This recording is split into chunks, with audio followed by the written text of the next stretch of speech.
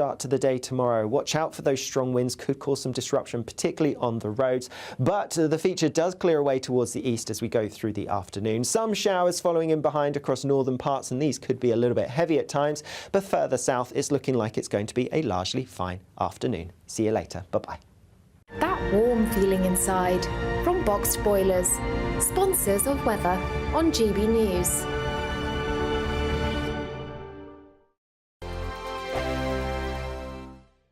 Don't miss out on your chance to win a whopping £30,000 in tax-free cash to spend however you like. It's extra cash that could really make a difference to your coming year. You could find yourself on that holiday you've always wanted to take, buy that treat that always seemed out of reach, or just send some of those day-to-day financial stresses packing. £30,000 could be yours, but time is ticking. For another chance to win £30,000 in tax-free cash, text CASH to 63232. Text costs £2 plus one standard network rate message. You can enter online at gbnews.com/win. Entries cost £2, or post your name and number to GB07 PO Box 8690 Derby DE1 9TT. UK only. Entrance must be 18 or over. Lines close at 5 p.m. on the 30th of August. Please check the closing time if listening or watching on demand. Good luck. Good afternoon, Britain. Your lunchtime update on the stories that matter across the UK. From breaking news and insightful analysis, inspiring stories and lively debates. Are you comparing yourself to a former Prime Minister? Which is it? Stay informed, stay updated, stay entertained. I just don't know how anyone would not want to be there. Every weekday from midday. We are Good Afternoon Britain, only on GB News. Britain's news channel. Join me, Camilla Tominey, for a frank and honest discussion with those in power that cuts through the spin and gets to the heart of the issues shaping our nation. You haven't confirmed that you want to stand as leader, but you haven't ruled it out either. This report basically says that he's not fit to stand trial. Is he indecisive? Incompetent? I deliver the dose of reality Westminster needs. That's the Camilla Tominey Show at 9:30 every Sunday on GB News, the People's Channel, Britain's news channel. Hi there, I'm Michelle Dewberry and I'm going to take a second to tell you all about my show, Dubes & Co. We start off with the issues of the day. We then bring in both sides of the argument. We get rid of the disrespect. And then you throw me into the mix. And trust me, I'll tell it exactly how it is. And then, of course, the magic ingredient, you at home. We mix it all together and what have we got, in my opinion, the best debate show in town. Monday to Friday, 6 till 7 on GB News, Britain's news channel. Are the newspapers getting you down? My wife didn't divorce me that month. Struggling to separate the wheat from the chaff? I know that it's a bit of a circus at the best of times. Well, don't worry. Headliners has got you covered. We'll take the burden of reading the day's news, and if we get depressed, who cares? It's an occupational hazard, frankly. That's Headliners on GB News from 11 p.m. till midnight, and the following morning, 5 till 6 a.m. on GB News, the comedy channel. Nah, just kidding. Britain's news channel.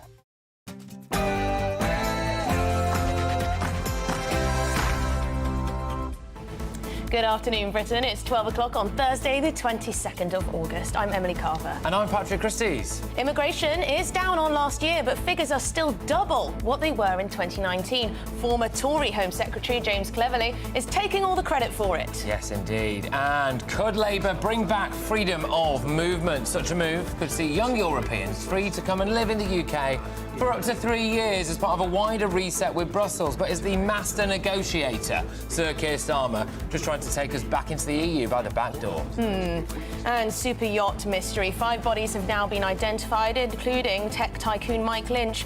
But the search for his 18-year-old daughter continues. Unanswered questions remain over what on earth caused the vessel to sink. Yes, indeed. And we have a GB News exclusive on Reform UK to bring you. We'll be hearing from the chairman of the party. You don't want to miss that.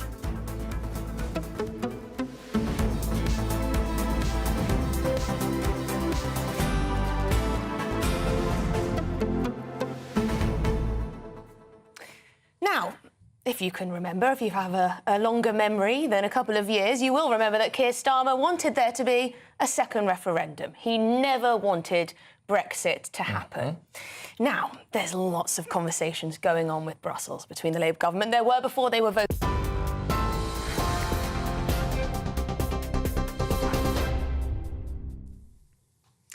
Emily and Patrick, thank you very much. These are the top stories from the GB newsroom. British tech entrepreneur Mike Lynch has been confirmed as among the dead after a super yacht sank off the coast of Sicily this week. The search has resumed for the remaining person who's missing after the luxury yacht sank on Monday. The fifth out of 6 bodies in total so far was recovered from the wreck and brought to shore this morning as rescue efforts are continuing into a 4th day now. The Italian Coast Guard has also confirmed that the 6th and final person yet to be found is a woman. 6 people, including Mike's 18-year-old daughter Hannah, were unaccounted for after the vessel sank in the early hours of the morning. The Italian Coast Guard has also said a decision on whether to raise the sunken yacht from the seabed is not on the agenda, but that it will be. The government has released their quarterly migration stats. Legal migration is down, whilst illegal immigration remains steady. One figure shows Afghans make up the biggest nationality crossing the English Channel on small boats. There were close to 1,900 asylum applications in the so-called legacy backlog that were still awaiting an initial decision at the end of June this year. Around 76% of withdrawn applications in the year to June were classed as implicit withdrawals, meaning the Home Office chose to withdraw the application rather than the applicant withdrawing it themselves. Hundreds of thousands of teenagers have received their GCSE results today, with a slight drop in the proportion of top grades awarded from last year. More than a fifth of entries were awarded the top grade, slightly down on 22% last year, but higher than in 2019 before the pandemic. The approach to grading in England returned to pre-pandemic levels last year, and this year exam regulators in Wales and Northern Ireland have also made that same transition. Detectives investigating the murder of a parcel delivery driver in Leeds have arrested a 32-year-old man. Police launched a murder investigation yesterday after the driver was involved in a collision during an attempted theft of his van. Officers found the 42-year-old victim was unconscious when they arrived, and he was given emergency treatment by ambulance staff but was pronounced dead at the scene. Now, concerns about children being physically punished have more than tripled in a year, according to the NSPCC. The charity said its helpline had heard about children being slapped, hit and shaken as punishment. It's urging the government to close the legal defence of reasonable chastisement in England. It said contacts where physical punishment was mentioned had increased from 447 in the 12 months to March last year to almost 1,500 in the year to March this year. And a drug found to slow down Alzheimer's has been given the green light for use in Britain. Experts say the drug lecanemab, which is the first of its kind, has been shown to slow down the disease by almost 30%. The ruling means it can now be prescribed to private patients before a decision is made on whether to offer it to the NHS. An audit has found a number of security failings at a jail after a prisoner allegedly escaped, according to a new report. HMP Wandsworth Independent Monitoring Board said the audit identified 81 points of failure and resulted in long overdue upgrades being made to CCTV cameras, which hadn't worked for over a year. Daniel Khalif is accused of fleeing custody in September last year while being held on remand over spy charges. He allegedly strapped himself underneath a food delivery lorry and was arrested a few days later. The former soldier denies all the charges against him, and he's due to stand trial in October. A Pakistani web developer who's facing a criminal charge over claims he helped spread misinformation about the accused Southport attacker has appeared in court today in Lahore. 32-year-old Farhan Asif has been charged with cyber terrorism after false claims quickly spread online that the suspect accused of killing 3 young girls was a Muslim immigrant to the UK. Pakistani police say that Asif claims he's not the original source of the false information, but that he reposted it from social media. And a 7-year-old boy has become the first patient in the UK to undergo a new form of robotic surgery for a kidney condition. Rhys Wilton from Hampshire underwent the pioneering operation at Southampton Children's Hospital. The youngster was diagnosed with a condition in which there's a blockage or obstruction of urine flow from the kidney into the urethra. The condition affects between 1 in 1,000 and 1 in 1,500 children, and if left untreated can lead to loss of kidney function over time. Well, doctors have said evidence for use of robotics in surgery shows clear benefits for patients, from quicker healing time and smaller scars, and in some cases, better overall outcomes. And those are the latest GB News headlines for now. I'm Tatiana Sanchez. More from me in half an hour. For the very latest GB News direct to your smartphone, sign up to News Alerts by scanning the QR code or go to gbnews.com/alerts.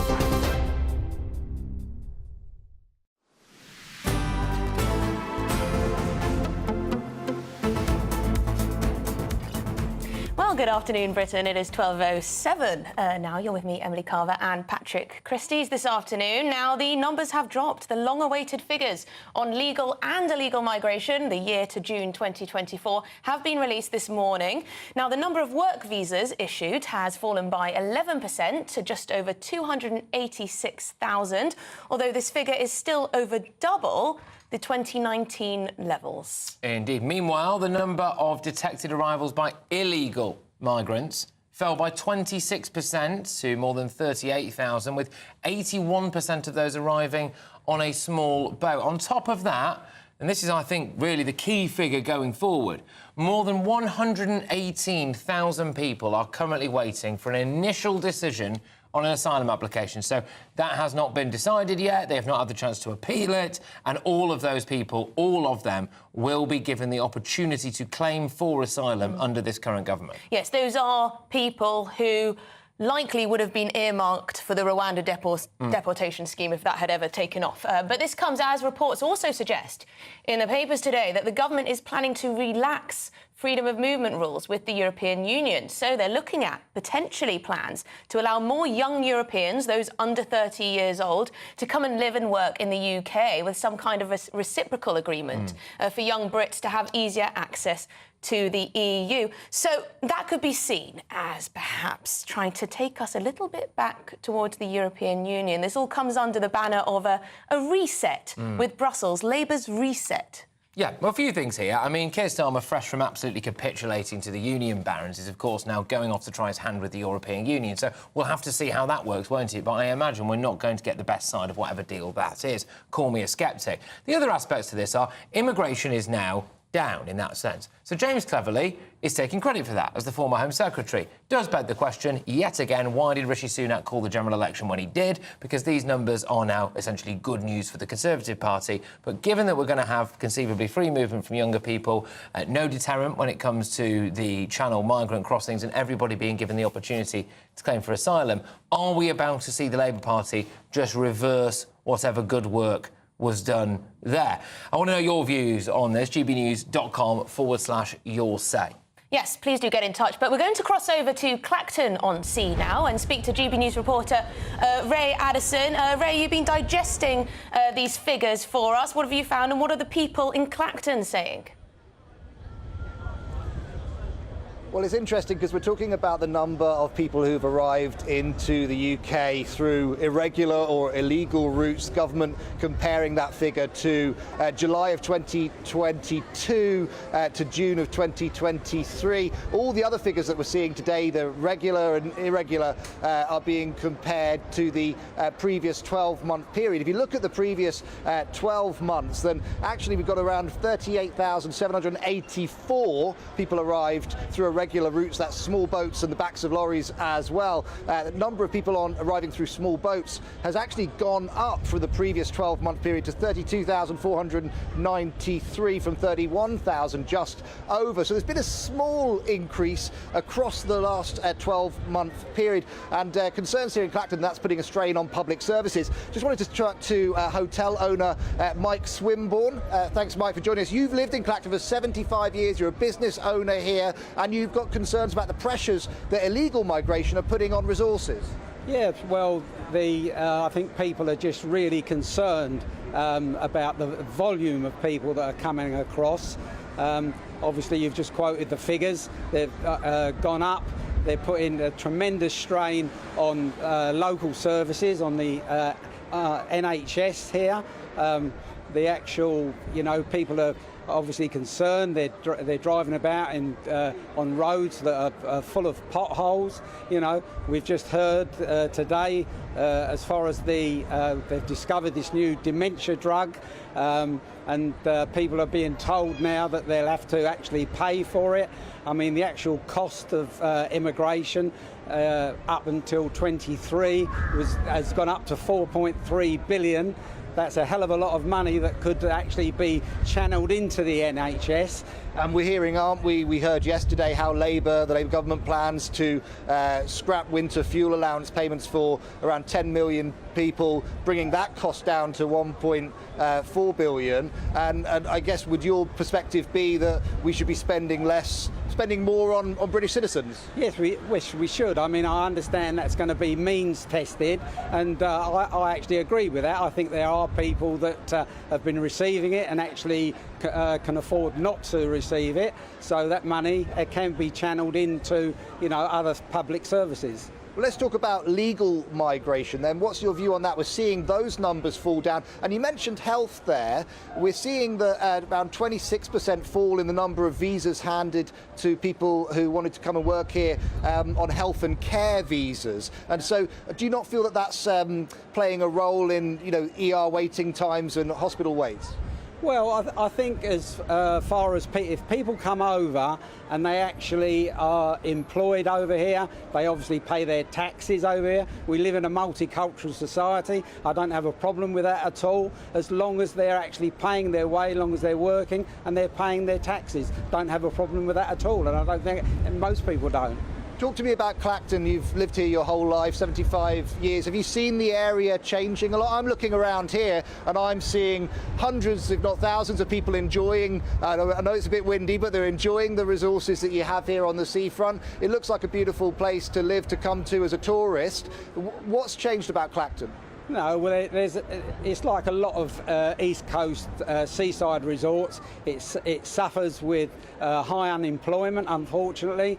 If you were here in the winter, of course, it looks entirely different. You've come today when we're having the air show, which is obviously the main event for Clacton, so obviously there's a lot of people about.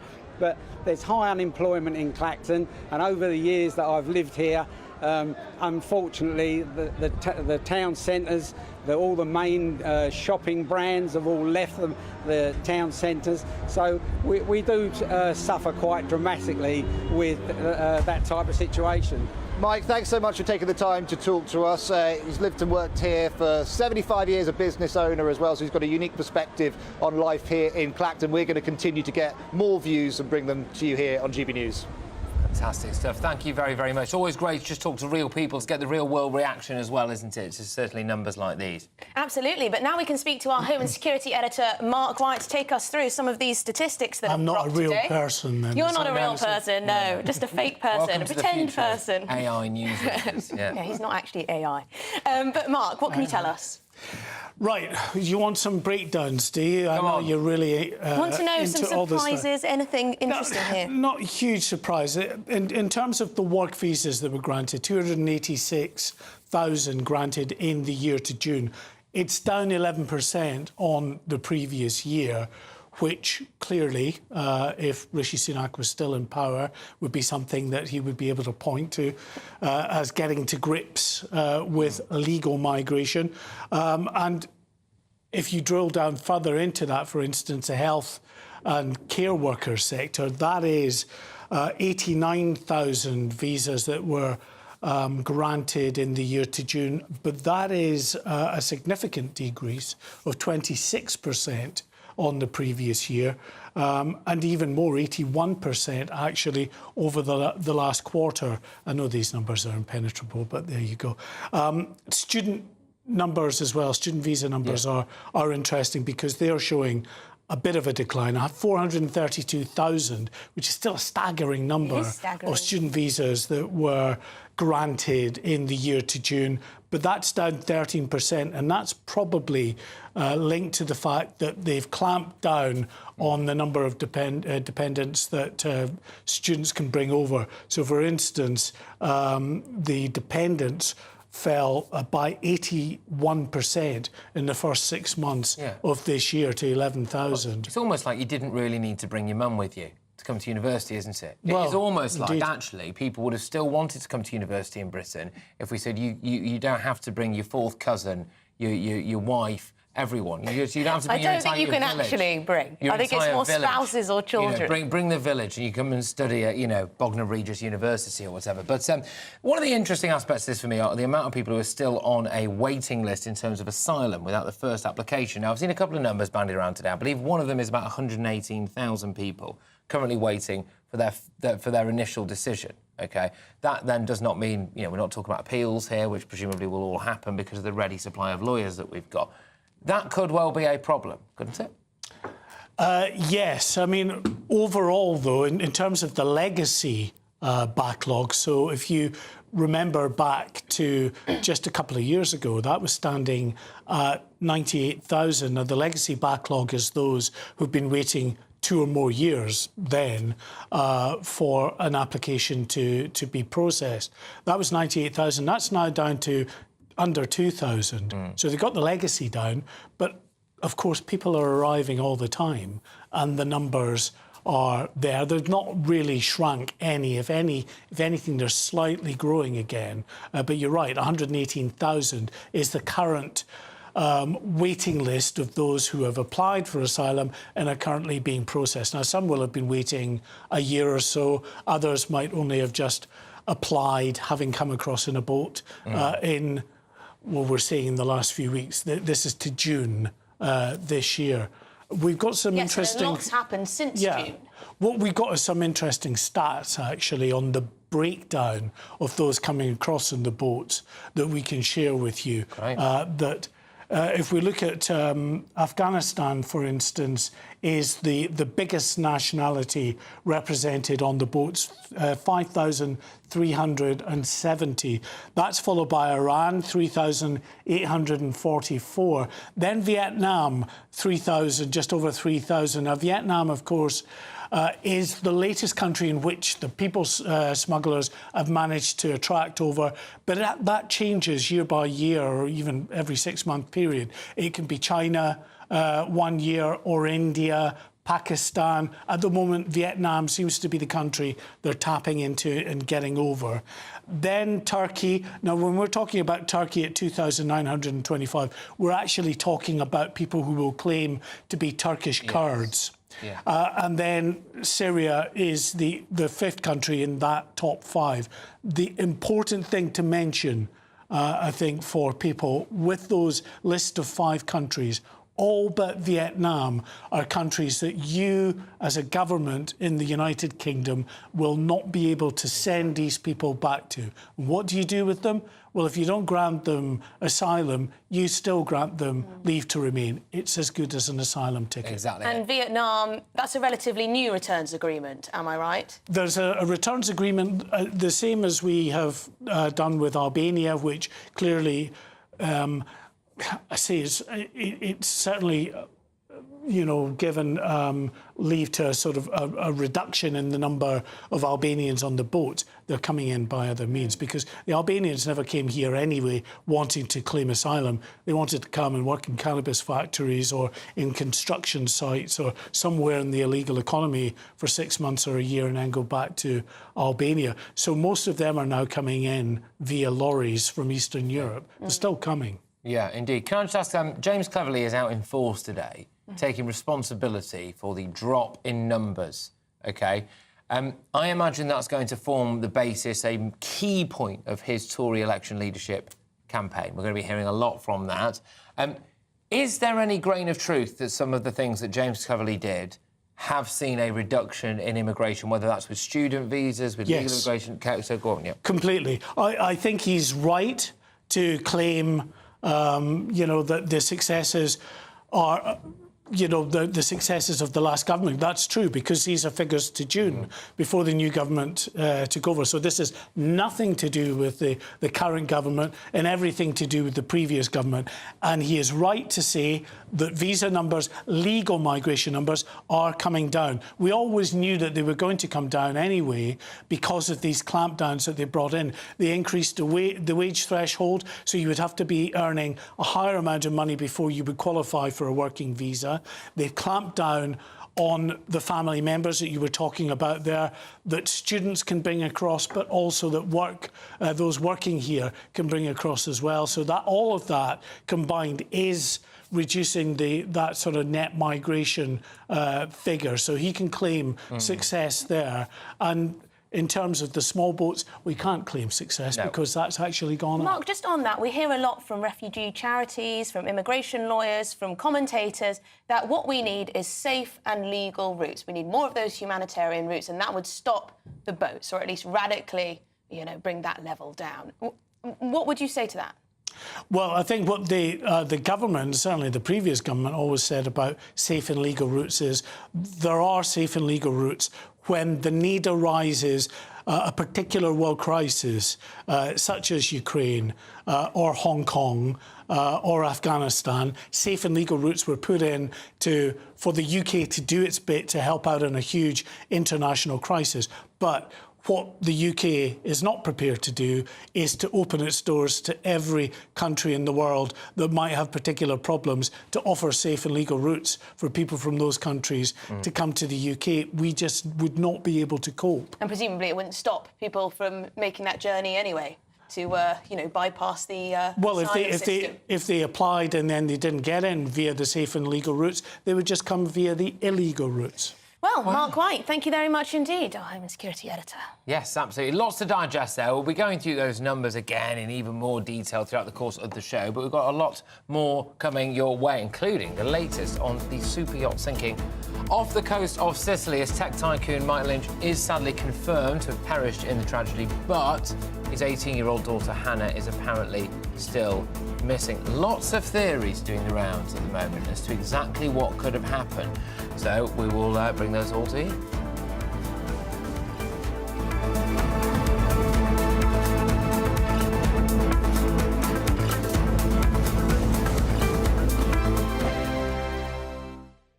Headliners. Tomorrow's papers tonight. Every night from 11 p.m.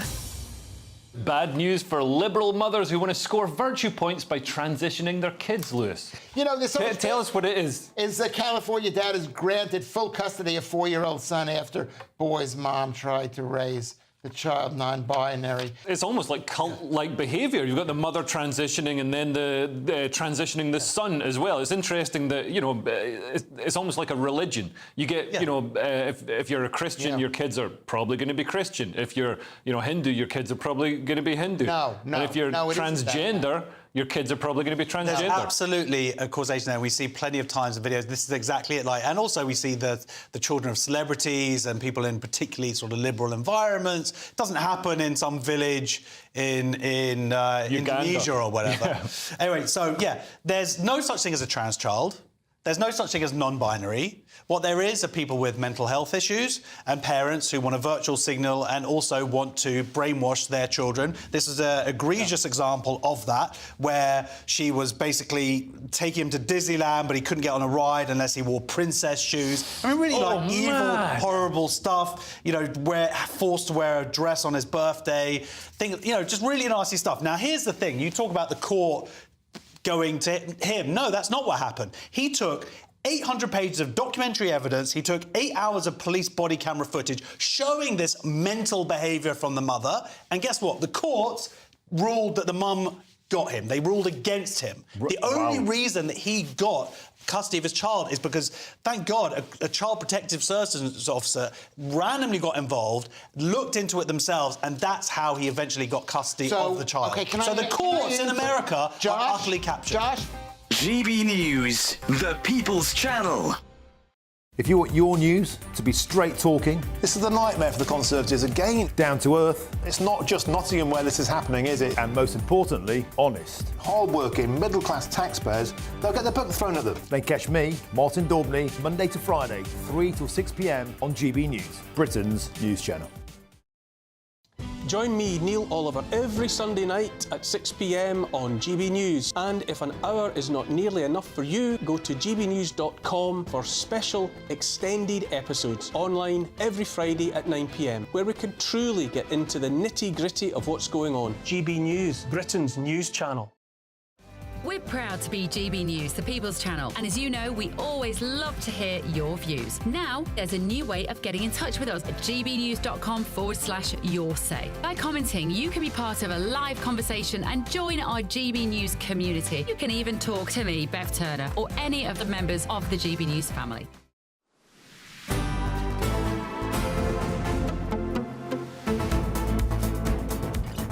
OK, good afternoon, Britain. It is now 26 minutes past 12, and 5 bodies have now been found by divers searching the wreck of the luxury super yacht that sank off the coast of Italy this week. Tech tycoon Mike Lynch's body has been identified, but his 18-year-old daughter Hannah is apparently still missing. No.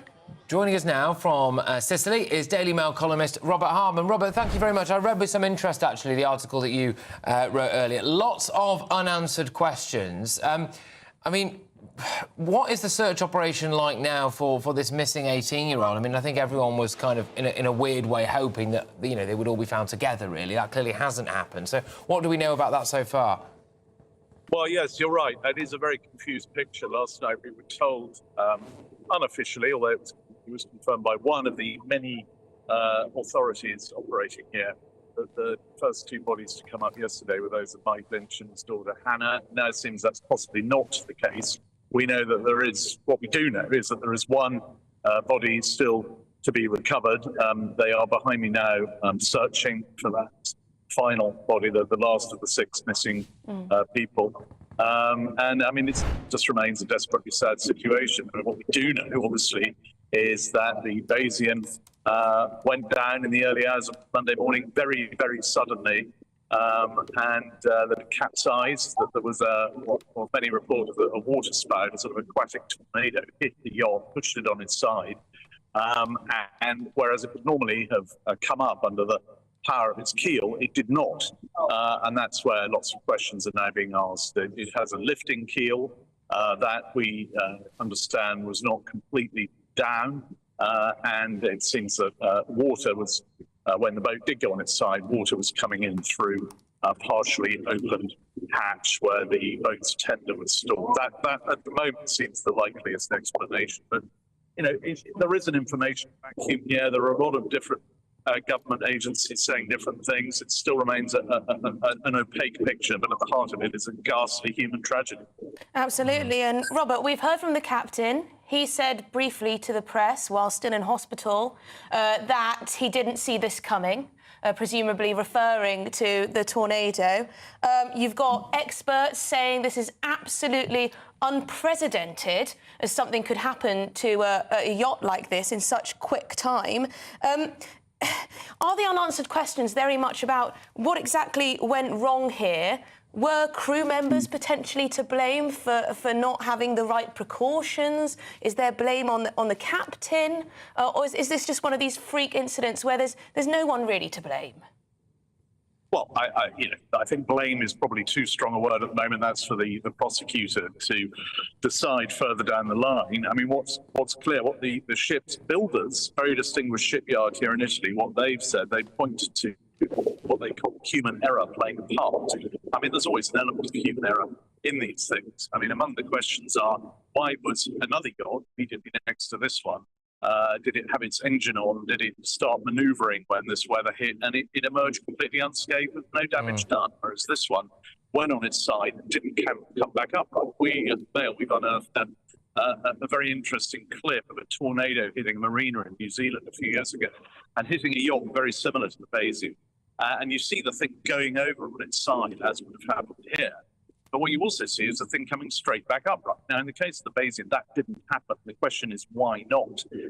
And the explanation is clearly some huge ingress of water Again, we don't know precisely how that happened. But other questions which have been asked by very eminent marine investigators here in Italy, which is why were the crew on deck and all but one of them obviously survived, but why were passengers still down below, many apparently asleep? You know, alarms had not been raised. This was a very unusual weather pattern that had been in the offing. I mean, it had been causing havoc across the Mediterranean. A few days earlier, a big yacht had gone down in Mallorca. And it was moving southwards and eastwards, and it had already smashed into northern Italy, causing a lot of damage. So, you know, people should have known that the very extreme weather was on its way. How do you then anticipate that? On the other hand, don't forget this ship was, you know, half a mile behind me offshore. It wasn't out in some raging sea in the middle of the Atlantic. It was anchored. It was an anchor. When you're at anchor, you do things differently than when you're at sea. So, I mean, these are all huge questions that are going to have to be answered. But as I say, there does seem to be, as well as freak weather conditions, there does seem to be an element of human error involved. So precisely what it was will have to be determined later.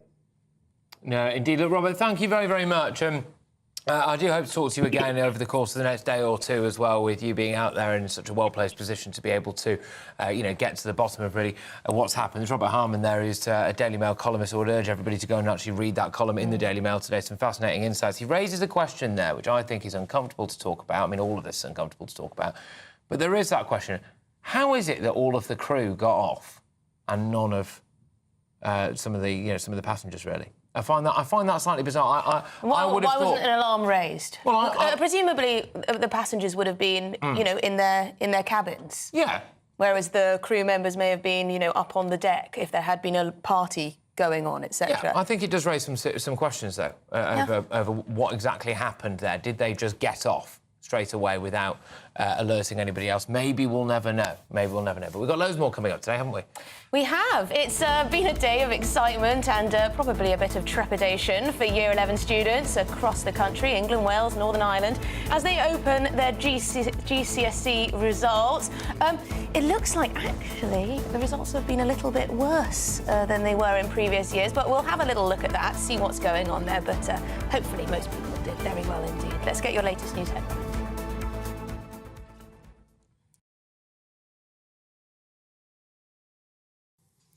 Emily, thank you. The top stories. Figures from the business world and technology world have paid tribute to Mike Lynch after the tech mogul's death was confirmed today. He is among the dead after a super yacht sank off the coast of Sicily this week. The search has resumed for the remaining person who's still missing.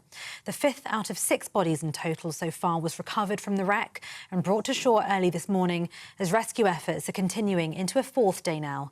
The Italian Coast Guard has confirmed that the 6th and final person yet to be found is a woman. 6 people, including Mike's 18-year-old daughter Hannah, were unaccounted for after the vessel sank in the early hours of the morning.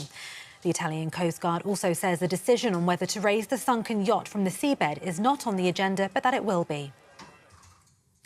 Hundreds of thousands of teenagers have received their GCSE results today, with a slight drop in the proportion of top grades awarded from last year. More than a fifth of entries were awarded the top grade, slightly down on the 22% last year, but higher than in 2019 before the pandemic. And the Prime Minister, Sir Keir Starmer, has said in a post on X, congratulations to those receiving their results today. You've done an incredible job. Detectives investigating the murder of a parcel delivery driver in Leeds has arrested a 32-year-old man. Police launched a murder investigation yesterday after the driver was involved in a collision during an attempted theft of his van. Officers found the 42-year-old victim was unconscious when they arrived, and he was given emergency treatment by ambulance staff but was pronounced dead at the scene.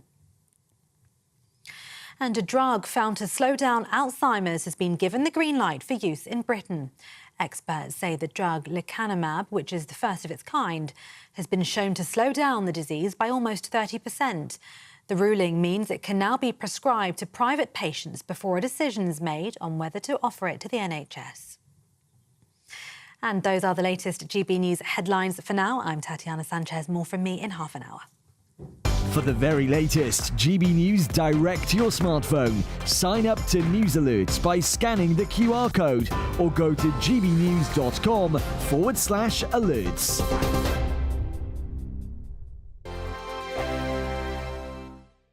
Good morning. Welcome to your latest GB News weather update brought to you from the Met Office. A pretty unsettled start to the day today. There's some warnings in force through this morning.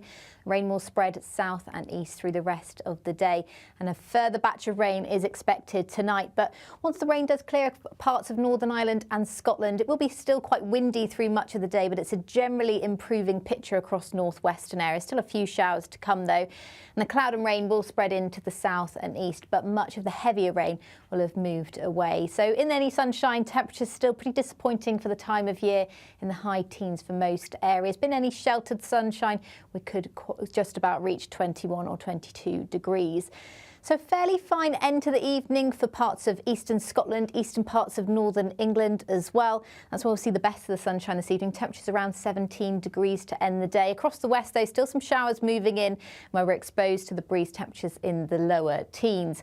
Clouds already building across Northern Ireland and parts of Wales by the end of this evening ahead of the next weather front due overnight.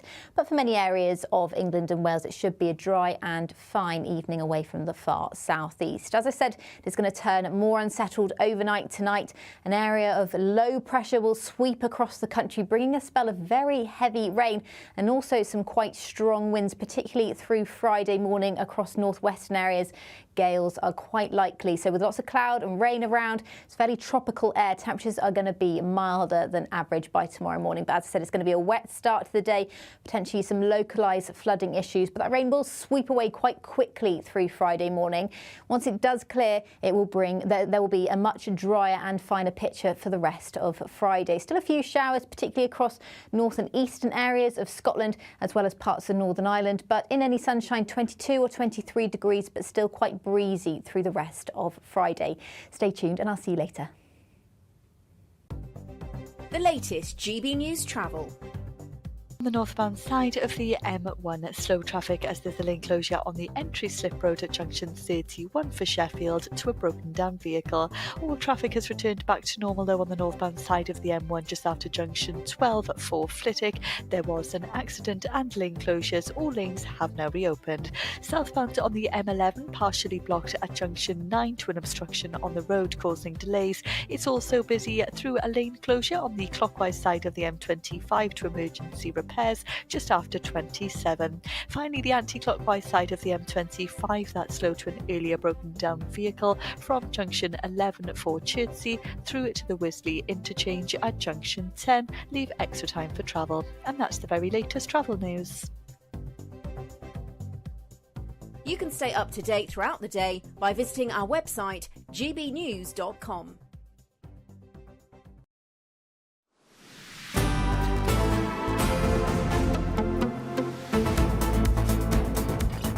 OK, good afternoon, Britain. It is now 12:38. Now, please do get your views in about this idea of some kind of youth mobility scheme with the European Union. This is a bit of free movement with Europe that Keir Starmer is reportedly thinking about. Ministers, they've been talking to the guys in Brussels, deciding that perhaps this might be part of a reset with the European Union. What do you make of that? Anyone under 13 essentially can come here to work, to study, to have a nice time, to do whatever, for 3 years, just 3 years. Perhaps you think it's a good idea. Perhaps you think it's a step back into the European Union. Just 3 years until they change the rules again, isn't it? And they can stay permanently, some would argue. And also, I would ask as well, what are they going to bring to the economy? So if you're under 30, have you got a really well-paid job? Maybe you do. Have you got a really well-paid job? Are you able to afford your own home? Are you clogging up the rental market? Are you clogging up the housing market? Where are you working? You know, are we importing more people to work and make us all coffee at Pret-a-Manger? Is that what it is? Do we need that? I don't know. Well, the thing is, the idea would be that then young Brits can go off to France, Germany, Spain, Italy. But as we saw with freedom of movement the last time, it was very lopsided, wasn't it? Lots of Europeans coming here, not so many Brits going abroad. Maybe that's because our language skills aren't great, or maybe it's because the economy was better here. We know there's a massive youth unemployment problem in a lot of European countries, so you can see which way that might go. But please do send in your thoughts, gbnews.com/your say. We'll be getting to that shortly. But yes, it has been a day of excitement and some trepidation for hundreds of thousands of teenagers in England, Wales, Northern Ireland as they open their GCSE results. Well, look, I would just like to start by saying if you have done it or your children have done it, your grandchildren have done it, say good luck. Yes. I hope it went well. If it didn't go well, I shouldn't really be saying this, But it doesn't matter. No one ever asks for your GCSE results when you're an adult. It does matter, Patrick. It doesn't really matter. You'll do great anyway. Right, the proportion of students receiving the highest grades has fallen compared to last year, but remains higher than before the COVID-19 pandemic. OK, well, what's the feeling on the ground? Shall we speak to our reporters, Will Hollis in Derbyshire and Sophie Reaper in Warrington? Sophie, I'll start with you. What's the mood in Warrington? Have the kids done well? Well, the kids here in Warrington are long gone, I'm afraid. They were here bright and early at 8 o'clock this morning. Lots of excitement, lots of anticipation, waiting for those results. Now, if we take in that national picture, it is slightly worse than previous years, but here at St Gregory's in Warrington, it's actually the best results for GCSEs that they have ever had. So some very happy faces this morning, in particular, the face of the head teacher who we spoke to earlier. He's very, very proud of his students. This is what he had to tell me. We're extremely pleased. I'm particularly happy with this year group because they have had as much disruption as any other year group over the last few years. They lost out on a key part of their school life, early part of Key Stage 3, and yet they've actually broken the record for our results, beating last year's performance, which we're really pleased about because of how hard they've worked. As you've said, they do come from a complete variety of backgrounds. They enter the school at national average in terms of their prior attainment, yet they finish above that. So phenomenal results here at St Gregory. We've been here all morning speaking to pupils, lots and lots of happy faces, but I have to mention one particular student, Coco. I have never seen such excitement when she opened that brown envelope this morning, and I think there was one result in particular that she was very, very pleased and very, very shocked about, so I think we can hear from her now. I got my 9 in business, which is, I was so, that's what I wanted the most. And that was the top of the result on the exam sheet, wasn't it? So you didn't look at the rest for a minute, did you? I opened that one, seen it, started crying, and then realised I'd forgot to read the rest and had to go back and read them. And are you happy with the rest of the results on there? Yeah, I'm happy with the rest of the results. I mean, I could have done a bit better in some, but I'm not, that upset about it. Well, I'm going to go to college and study law, business and politics and music performance, and yeah, and then I'll hopefully go to uni, study law, so that's the plan. I have to say, it's been so special, in fact quite emotional being here with some of the pupils this morning as they get their results. Such excitement and such pride as well in the results that they have managed to get here at St Gregory's. Congratulations to everybody. I tell you what, Coco's ambitious. Yeah. Isn't she? Good for her. Fantastic. Well, Sophie, that was absolutely wonderful to see. Now, Will Hollis, last time I saw you, you were at a zoo and we were about to weigh an elephant, all right? And now you're in a very different form of zoo. It's a school. What's going on where you are? Come on. Yes, well, they say as a journalist, never work with animals or children, but both have gone very well, the animals, and today we've been speaking to some really fantastic young teenagers, age of 16, and that means they've been getting their GCSE results today. Just to give a little bit more info about the national picture, while grades have gone down, in fact the north-south divide, while London still has the best grades in the country and the north-east still trails in the last position, that gap has actually narrowed, so there's not such a big difference as we were expecting, which is something that we saw in the A-level results last week. Where we are right now, though, isn't in the north, we're not in the south, we're slap bang in the middle of the country here at Hena Gate Spencer Academy in Derbyshire, where the majority of the students today have been very happy indeed, and many of them choosing to stay here to go on to sixth form. But I've been speaking to some of those students about just how well they've done and how happy they feel today. Very happy with them. I couldn't have got any better. I'm so happy with them. It's just, I've worked so hard for this and I'm happy it's paid off. I'm really proud of myself. It's all worked out well. I tried so hard, so I'm just so pleased. I think I've gone pretty good. Passed everything, so that's pretty good. And could have done a bit better in English, but what can you do?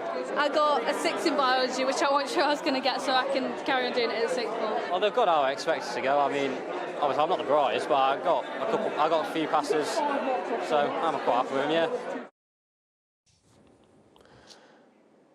Well, from that small selection of students, they're going on to do a beauty school, they're going to do engineering, and one of them was going to do sports science. So really varied, just like some of the results, varied futures as well. Fantastic. Thank you very much indeed. Will Hollis in Derbyshire and Sophie Reaper in Warrington. We'll speak to you later on. Nice to see you. Yes, back in our day, it was the A star, A, B, C. Now it's 1 to 9 or whatever it is. So 9's the best, is it now? 9's the best. Right. Yes, okay. 9's the best. Good. Yes. Good. Well, well done, everybody. I mean, I remember how absolutely catastrophically nervous I was. I think my mum was more nervous than me then. Yeah, my sister got more A stars than me. There you go. Yeah, although you got all A stars, didn't you? So that No, means I you just actually did got more 7. exam. So we got the same, because you've been telling me that you're more intelligent Maybe it was than me 8. the whole It was time. 8. Okay, It was 8. I think it might have been 7. Yeah, well, I got, 12 nice. A levels. No, I Okay. didn't. No, I didn't. All right. Well, there we go. Well, good luck, everybody. And just remember, if it has gone badly, it doesn't matter. Yes, Jeremy Clarkson, he always says that. Now he's opening a pub. Yeah, there we are. And I think he rented a chalet in France all winter. You know, it's fine. For £10 billion. It's fine. It doesn't really matter. Just do better next time. And also, to everyone who turned up to the exams, even if you had a bit of anxiety, well done, because that is already a win. At least you didn't, It's very scary. not bother. Very scary. But yes, could we soon be seeing a surge in 20-mile-per-hour zones across the UK? The Transport Secretary, she's given the green light to councils that she'll support them if they want to. Stay tuned.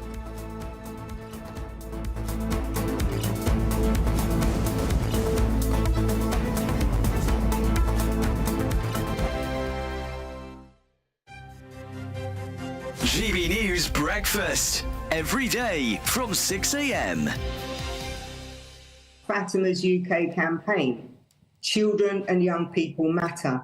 Because I actually run a campaign, and my ministry today is about looking after children in the care system and improving their life outcomes. You know, for me, I had a difficult start to my childhood, and I will never forget it. I mean, I always say I may have left the care system, but the care system hasn't left me. And I instantly understand the importance of giving our young children and young people the opportunity to also, have good life outcomes. So Fatima's UK campaign is all about that. And it's a summit next year. Eamon, I hope you're going to come. No, and we've talked about this before, and certainly, I mean, I believe in what you're doing. I think it's marvellous what you're doing, and that's why, when you think about children, and children are so close to you, and you look at that horror that happened in Southport yesterday, I mean, things like that exactly. will really hit home hard. Well, children are the innocent ones, aren't they, Eamon? And this is what we look at when you think they're the future. We've got to start to put them back at the top. And it's a travesty when we see things like that, Omar, that happen. Children are the ones that are impacted. And, it's, for me, really important to be able to do the best we can and looking after their future. And so hopefully, I'm going to the Pyrenees in September, Eamon. That's my next challenge, the Bay of Biscay from France to Spain and back. And hopefully people can go online, fatimascampaign.com, and give generously to help make a difference to these young people's lives. Because, as I say, children are the future. GB News, the People's Channel. Hi there, I'm Michelle Dewberry, and I'm going to take a second to tell you all about my show, Dubes & Co. We start off with the issues of the day. We then bring in both sides of the argument. We get rid of the disrespect. And then you throw me into the mix. And trust me, I'll tell it exactly how it is. And then, of course, the magic ingredient, you at home. We mix it all together, and what have we got? In my opinion, the best debate show in town. Monday to Friday, 6 till 7 on GB News, Britain's news channel. I'm Patrick Christie's. Every weeknight from 9, I bring you 2 hours of unmissable, explosive debate and headline-grabbing interviews. What impact has that had? We got death threats and the bomb threat and so on. As time passes, she could have said stump. You made my argument for me. My guest and I tackle the issues that really matter with a sharp take on every story. Went everywhere. Something practical could be done. Or I can become something different. Patrick Christie's tonight from 9 p.m. only on GB News, Britain's news channel.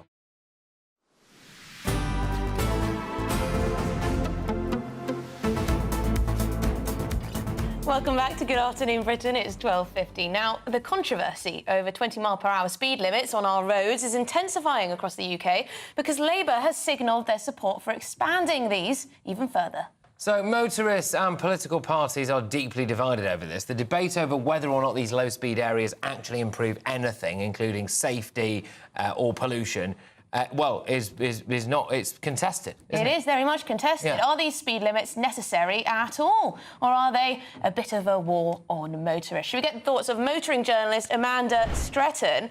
Now, Amanda, correct me if I'm wrong, but these 20-mile-per-hour zones didn't go down so well in Wales when they were introduced, and they were forced to backtrack, weren't they? That's right, yes. They didn't go very well in Wales, and as you say, April this year, they reverted back, costing the taxpayer roughly £34 million. So I think we can all agree that was a bit of a waste of money. But it's a really contentious one because I totally understand that we want safer roads. That is a given. But I am in the camp that I'm not convinced that the 20-mile-an-hour zone necessarily promotes safety. Furthermore, it is the advice that we've heard from Louise Haigh saying that she's going to leave it up to local authorities to make the decision, I think is actually quite dangerous as well, because it becomes incredibly confusing for the motorist, where you never know from one town to the next or one region to the next what the rules are. And I think motorists just end up getting fined as well. So this is what I wondered. Is it just a money-making scheme? OK, is it just a way of trying to ramp up more of those, speeding tickets or anything they can just to squeeze every little bit out of the motorist, who you're probably already paying some kind of £12.50 congestion charge to anyway? Yeah, I mean, it does look like that. I mean, the position I take is that the money that they have spent, for example, in Wales, and that they are proposing, if more money is made available to councils, should actually be spent on improving the infrastructure.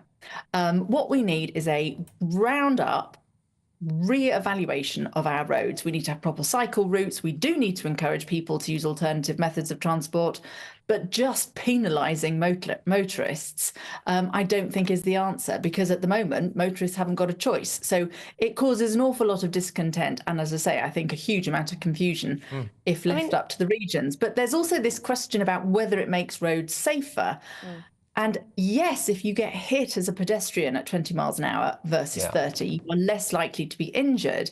But I mean, we've seen motorbikes, scooters, e-scooters, cycles causing serious injury to pedestrians. So we all, as road users, need to sort of look very carefully. Yeah, exactly. Look, Amanda, thank you very much. Short and sweet, I'm afraid, but I think we got to the nub of it there. As Amanda Stretton now is a motoring journalist. I think I would love to see the crossover in the Venn diagram between people who still wear masks and are in favour of 20-mile-an-hour speeding zones.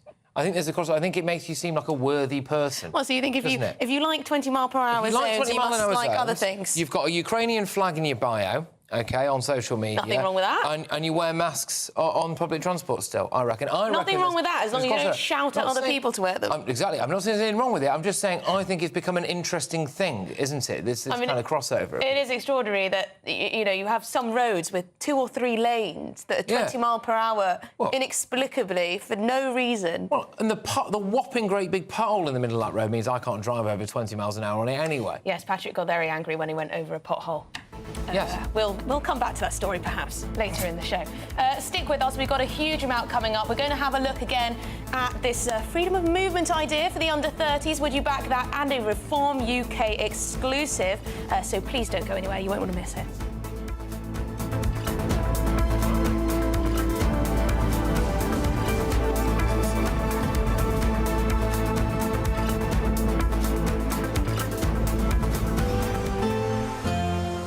A brighter outlook with Box Solar, sponsors of weather on GB News. Hello, very good day to you. Here's your latest GB News weather update coming to you from the Met Office. Storm Lillian is going to batter some parts of the UK overnight, bring some very wet and windy weather, particularly to northern parts of England. But through today, we do have a cold front making its way southeastwards, bringing a bit of cloud and a bit of rain for some before it clears away as we go through into this evening. Elsewhere, some bright or sunny spells developing behind this system. Also a scattering of showers, particularly across parts of Northern Ireland, northern and western Scotland, 1 or 2 showers perhaps for western parts of England and Wales as well. Now temperatures are going to be a little bit on the low side, low 20s towards the south, a few degrees lower than this further north, and feeling cooler than this in those strong winds, albeit they are going to ease for a time as we go into the afternoon. Still clinging on to some cloud and a bit of rain across the far southeast as we go through this evening, but that will eventually clear away. A brighter picture across central western parts of southern England and across the Midlands and Wales as well, largely fine and dry with some sunshine here, turning cloudier, wetter and windier across Northern Ireland as Storm Lillian starts to make its approach. Meanwhile, it's going to be a showery evening across some parts of northern England and much of Scotland, particularly towards the west. The feature that is then Storm Lillian does make its way in as we go overnight, initially brings some wet weather to Northern Ireland, but then that heavy rain spills in across parts of Scotland, northern England and across Wales as well. And it's the winds that we do need to watch out for. Gusts of around 80 miles per hour, perhaps in some exposed spots, could cause some significant disruption. Because of the wet and windy weather, it is going to be a mild night, if not a bit warm for some of us, some places staying mid to high teens Celsius. But a very unsettled start to the day tomorrow. Watch out for those strong winds, could cause some disruption, particularly on the roads. But the feature does clear away towards the east as we go through the afternoon. Some showers following in behind across northern parts, and these could be a little bit heavy at times. But further south, it's looking like it's going to be a largely fine afternoon. See you later. Bye-bye. That warm feeling inside from Boxed Boilers, sponsors of weather on GB News. We could be calling you with the news that you've won our latest Great British giveaway, an incredible £30,000 in tax-free cash. Hi, I'm John from sunny North Yorkshire, and I've just won £20,000 in the GB News Great British giveaway. It didn't cost much to enter. But of course, if you're not in, you can't win. And here I am, having won £20,000, and that's tax-free, so I'm rather pleased I did it. For another chance to win £30,000 in tax-free cash, text CASH to 63232. Text costs £2 plus one standard network rate message. You can enter online at gbnews.com/win. Entries cost £2. Or post your name and number to GB07 PO Box 8690 Derby DE1 9TT. UK only. Entrance must be 18 or over. Lines close at 5 p.m. on the 30th of August. Please check the closing time if listening or watching on demand. Good luck. This is GB News, Britain's news channel. Michael found the recipe for success without going to university. Instead, he went looking for answers inside of a kitchen. The 22-year-old has just finished a level 2 course in professional cookery at UCB, a college in Birmingham. When I started UCB, I was expecting it to be so intense from day one, but it's not. It sort of builds up, so to the point where you get comfortable. And building that comfort is a huge part of becoming a chef, because you need to be comfortable being in your own skin. This week, tens of thousands of students get their A-level results. The college wants them to remember university isn't the only option after school, and West Midlands Mayor Richard Parker agrees.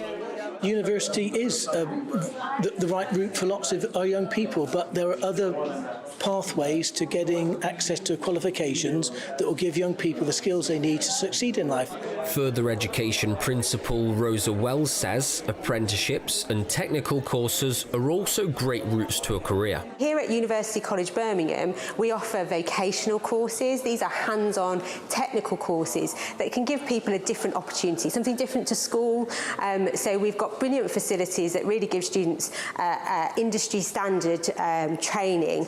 A skills shortage across the UK means youngsters learning trades are desperately needed. 36% of job vacancies are due to shortages. The Labour government's new body, Skills England, has been created to bring training providers and businesses together with local and national authorities plus unions to target trade gaps and regional requirements. Michael's now finishing his qualification. Where he goes next is down to him. GB News, the People's Channel.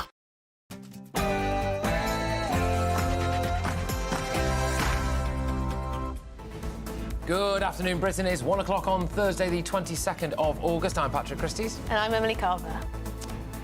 Well, we have a GB News exclusive for you on Reform UK that we're about to bring you. We'll be hearing from the chairman of the party. That's in the next few minutes.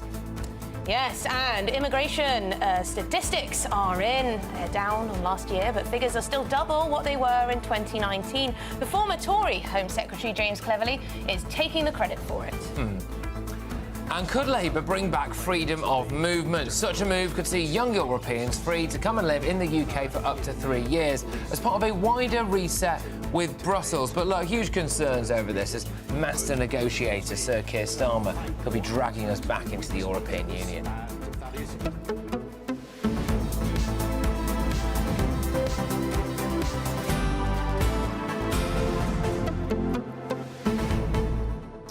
Yes, well, there is the slight whiff of a lack of democracy going on here when it comes to this free movement of people. Now, oh, yes. So the European Union apparently are bang up for it, as I'm sure they would be. Keir Starmer, I don't think we put any of this in a manifesto, did we? Nope. We didn't have any of this in a manifesto. So the idea now could be that under 30s from the continent could come and live and work and do whatever in the UK for about 3 years. Now, it doesn't take a genius, does it, to work out that maybe in 3 years' time they'll just change the rules again and allow that to become a more permanent thing.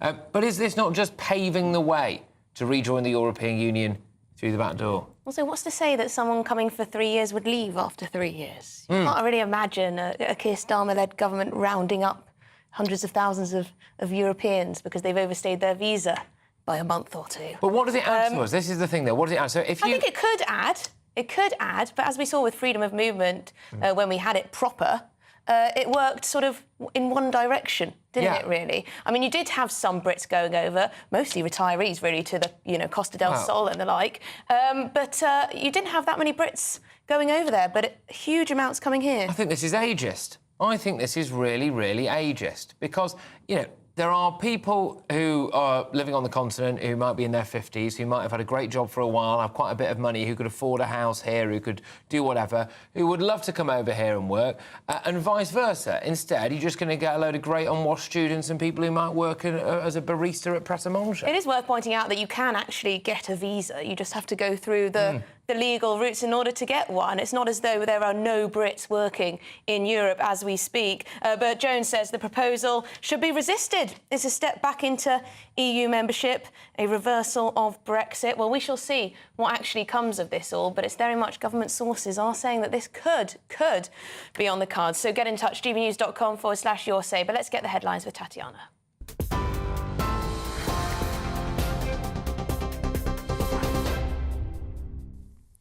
Emily, thank you very much and good afternoon. The top stories. Figures from the business and technology world have paid tribute to Mike Lynch after the tech mogul's death was confirmed today. He's among the dead after a superyacht sank off the coast of Sicily this week. The search has resumed for the remaining person who's still missing. The 5th out of 6 bodies in total so far was recovered from the wreck and brought to shore early this morning as rescue efforts are continuing into a 4th day. The Italian Coast Guard has confirmed that the 6th and final person yet to be found is a woman. 6 people, including Mike's 18-year-old daughter Hannah, were unaccounted for after the vessel sank in the early hours of the morning. The Italian Coast Guard says a decision on whether to raise the sunken yacht from the seabed is not on the agenda, but that it will be. The government has released their quarterly migration stats today. Legal migration is down, whilst illegal immigration remains steady. One figure shows Afghans make up the biggest nationality crossing the English Channel on small boats. There were close to 1,900 asylum applications in the so-called legacy backlog that were still awaiting an initial decision at the end of June this year. Around 76% of withdrawn applications in the year to June were classed as implicit withdrawals, meaning the Home Office chose to withdraw the applications rather than the applicant withdrawing it themselves. Hundreds of thousands of teenagers have received their GCSE results, with a slight drop in the proportion of top grades awarded from last year. More than a fifth of entries were awarded the top grades. That's slightly down on the 22% last year, but higher than in 2019 before the pandemic. The approach to grading in England returned to pre-pandemic levels last year, and this year exam regulators in Wales and Northern Ireland have also made the transition. GB News' Will Hollis has been catching up with some students in Derbyshire about their results. Really happy with them. Not everything's what I need to get into sixth form, so happy overall, yeah. I'm really proud of myself. It's all worked out well. I tried so hard, so I'm just so pleased. I got everything I wanted. I got a 6 in biology, which I wasn't sure I was going to get, so I can carry on doing it at sixth form, which that's what I wanted, so yeah. Well, I think I've gone pretty good. Passed everything, so that's pretty good. And could have done a bit better in English, but what can you do? Detectives investigating the murder of a parcel delivery driver in Leeds have arrested a 32-year-old man. Police launched a murder investigation yesterday after the driver was involved in a collision during an attempted theft of his van. Officers found the 42-year-old victim was unconscious when they arrived, and he was given emergency treatment but was pronounced dead at the scene. Concerns about children being physically punished have more than tripled in a year, that's according to the NSPCC. The charity said its helpline had heard about children being slapped, hit and shaken as punishment. It's urging the government to close the legal defence of reasonable chastisement in England. It said contacts where physical punishment was mentioned had increased from 447 in the 12 months to March last year to almost 1,500 in the year to March this year. A drug found to slow down Alzheimer's has been given the green light for use in Britain. Experts say the drug lecanemab, which is the first of its kind, has been shown to slow down the disease by almost 30%. The ruling means it can now be prescribed to private patients before a decision is made on whether to offer it to the NHS. In other news, an audit has found a number of security failings at a jail after a prisoner allegedly escaped. That's according to a new report. HMP Wandsworth Independent Monitoring Board said the audit identified 81 points of failure and resulted in long overdue upgrades being made to CCTV cameras, which hadn't worked for over a year. Daniel Khalif was accused of fleeing custody in September last year while being held on remand over spy charges. He allegedly strapped himself underneath a food delivery lorry and was arrested a few days later. The former soldier denies all the charges against him and is due to stand trial in October. And a Pakistani web developer who's facing a criminal charge over claims he helped spread misinformation about the accused Southport attacker has appeared in court in Lahore. 32-year-old Farhan Asif has been charged with cyber terrorism after false claims quickly spread online that the suspect accused of killing 3 young girls was a Muslim immigrant to the UK. Pakistan's Federal Investigation Agency said they established that the account that spread the fake news belonged to Asif, who also admitted to having passed on the fake information to a foreign publication. And those are the latest GB News headlines for now. I'm Tatiana Sanchez. More from me in half an hour. For the very latest GB News direct to your smartphone, sign up to News Alerts by scanning the QR code or go to gbnews.com/alerts.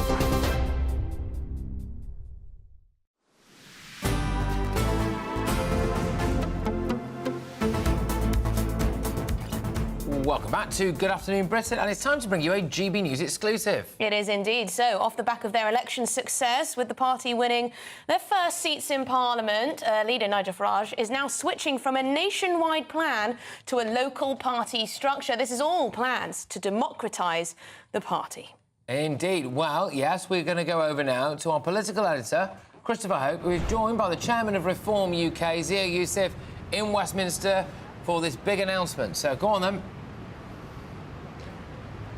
Hello, Patrick. Hello. That's a big drum roll. Yeah, joining me now is Zia Youssef. He's the Reform UK chairman with his first major interview since that election. I would say a win for the party, 5 MPs last month. Zia Youssef, thank you for joining us on GB News. Nigel Farage wants to democratise your party. What does that look like? Well, look, what we're focused on now, what I'm focused on as chairman, is turning this party into a formidable force in British politics. We are building a national infrastructure all over the country to build a grassroots ballot box winning machine. I've been chairman for 5 weeks. You know, what have we been up to? Well, firstly, we've been focused on drafting a constitution, essentially putting in place a chair in all of the constituencies in which we're going to have a local reform branch structure. We have seen our membership surge to 75,000 and that continues to rocket. We're going to be standing 2,300 candidates next year in local council elections, for which we've already had 3,000 applicants, Chris. 3,000 applicants, brilliant patriots from all sorts of backgrounds, so we're very excited about that. We also had an event 2 days ago, I think you've heard about this, did 70 constituency chairs, new constituency chairs, of brand new reform branches.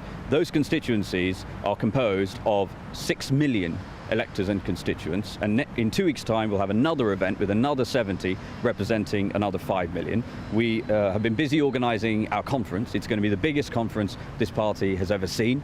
It's going to be unlike anything else seen before in British politics. 20th, 21st of September. I hope you've got your tickets, Chris, because we want you there, reformpartyconference.com. And most importantly, Chris, we have seen in the polls that have just come out in the last week, we have seen that the Reform Party are now polling at between 18 and 21%. That is up from the brilliant 14% that we won at the general election just a few weeks ago. And one of my mandates from Nigel as chairman is to ensure that we are now building a national infrastructure to convert all of that surging support into victory after victory at the ballot box. So it seems that you're benefiting from the Tory party not having a leader until the 2nd of October. So you're sort of pushing forward, aren't you, with trying to win support.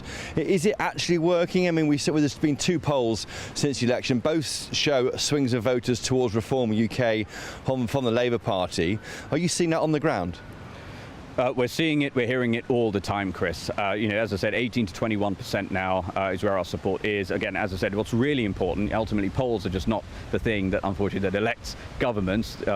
People do that at the ballot box, which is why we've been so focused on building this democratised branch structure across the country. But yes, absolutely. I mean, look, there are so many Labour voters, even this year, who are non-graduate, working class people who work really, really hard, who essentially already can see just how much Keir Starmer's government are actively working against their interests. And look, reform are the natural home for those voters.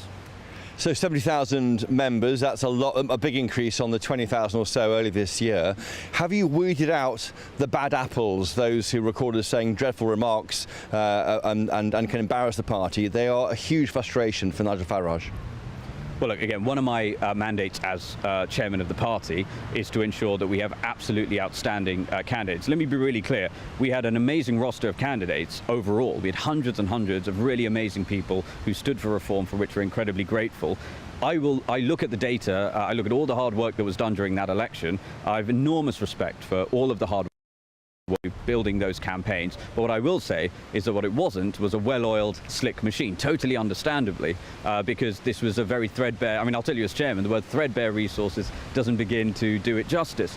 So what we're focused on now is making sure we have an amazing roster of candidates. We will have that next year, we'll have it the year after that, and we'll have it the year after that. And you are vetting them, aren't you? There was a problem, wasn't there, with vetting? There absolutely was. Again, very small number, you know, talking about 2 to 3%. But look, we make no excuses for that. Ultimately, we have to be better than that. We know we're going to get held to a higher standard than any other party. So let's be clear. We were by no means alone. Labour had problems, the Greens had problems, the Lib Dems had problems. But we know that. That's the game that we know we are playing. It's master level difficulty. That's the one that we will play and win. We have an in-house vetting team that is being built. We're investing heavily in it, and we won't have those problems again. To what extent is the support for Reform UK, if you're ahead of Labour, of the Tory party in 2 polls, is a protest vote about the failure of over 14 years of the Tory party, and also the issue with Labour's recently been quite divisive with some of its policies?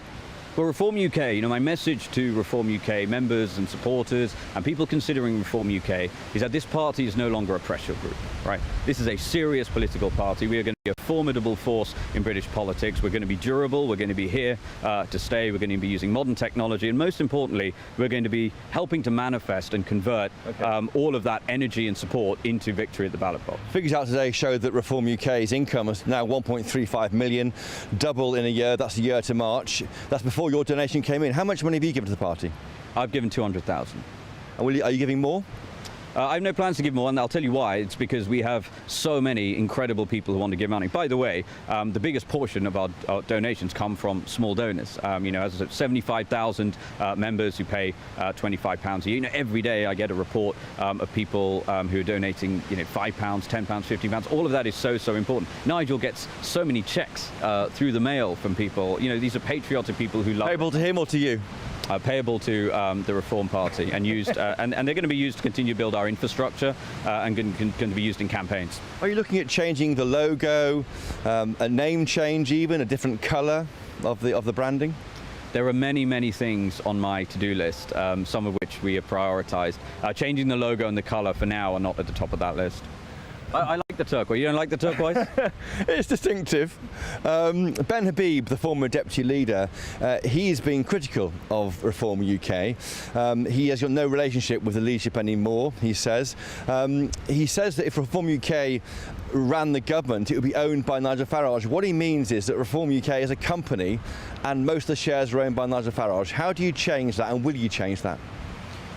We will change that, and let me be clear, Nigel Farage and Richard Tice have been on the record multiple times before the election and after the election saying, yes, of course, that will change, right? You know, the history here is that if you know the history, for example, with UKIP, that unfortunately turned into an ungovernable circus, to put it kindly. And so we can only do one thing at a time, Chris. Look, we, of course, understand that members need to be given a democratic a set of rights in our constitution. That is what we are working on.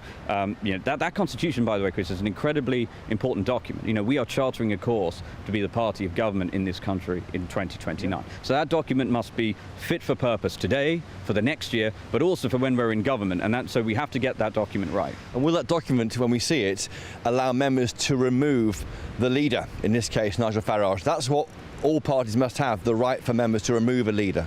Of course it will. How? Well, when the Constitution comes out, you know, we have some of the finest legal minds in the country working day and night, by the way, or, you know, around the clock, like most of our team, to draft the document. I'm not going to write the document live on GB News, as much as I'd love to do that with you now, Chris. But of course we're doing these things. Again, Nigel and Richard have been really clear that that's going to be a priority for us after the election, and that's what we're working on. Reform UK is criticised by the left as being, in some ways, a racist party. Now, that we obviously will contest that, and you would contest that. How do you feel being a chairman of a party that has that reputation on the left? Well, look, I think ultimately what Reform are about is standing up for British values, for people of Britain, British citizens of all backgrounds, regardless of the colour of your skin, which God you pray to, etc. That has been abundantly clear to me. That's why I got involved and backed Nigel. I've known Nigel for a decade.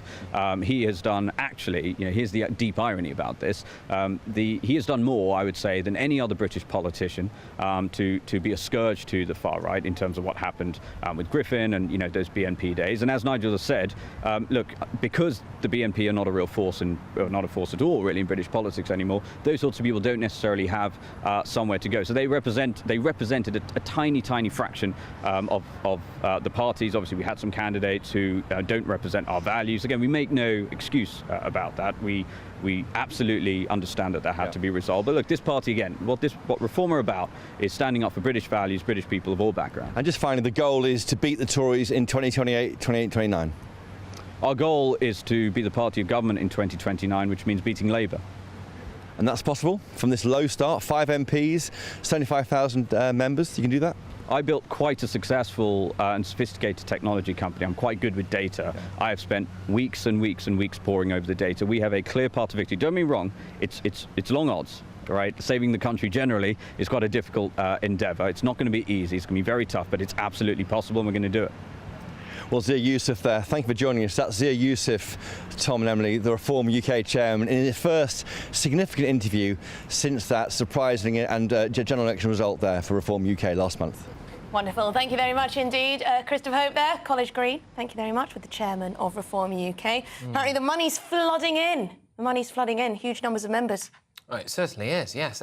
But they obviously want to try to usurp Labour, don't they? Which is, you know, going to be a big ask. But at the moment, we don't have an opposition. There is no opposition. We could have a budget without an opposition. We could have, you know, quite a lot of decisions being made, potentially a free movement of people some immigration decisions being made without any opposition. So I suppose that there is that vacuum at the moment, isn't there?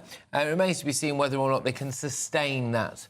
Well, they certainly want to put across that they're putting their foot on the accelerator, don't they? Certainly not on the brakes. So we'll catch up on that, I'm sure, as they prepare for their big party conference. Yeah, no, indeed. And I think, look, with everything that's gone on in Britain recently, like I was saying before, there has not been that opposition, has there? Rishi Sunak last seen in Beverly Hills eating an expensive pizza, apparently. But anyway, it's been a day of excitement for Year 11 students in England, Wales and Northern Ireland as they open their GCSE results. But is university worth it? Should students be focused on getting a trade instead of cracking on now, going for another 2 years of studying something so you can do underwater basket weaving at Bath Spa? We'll have a debate on that very shortly.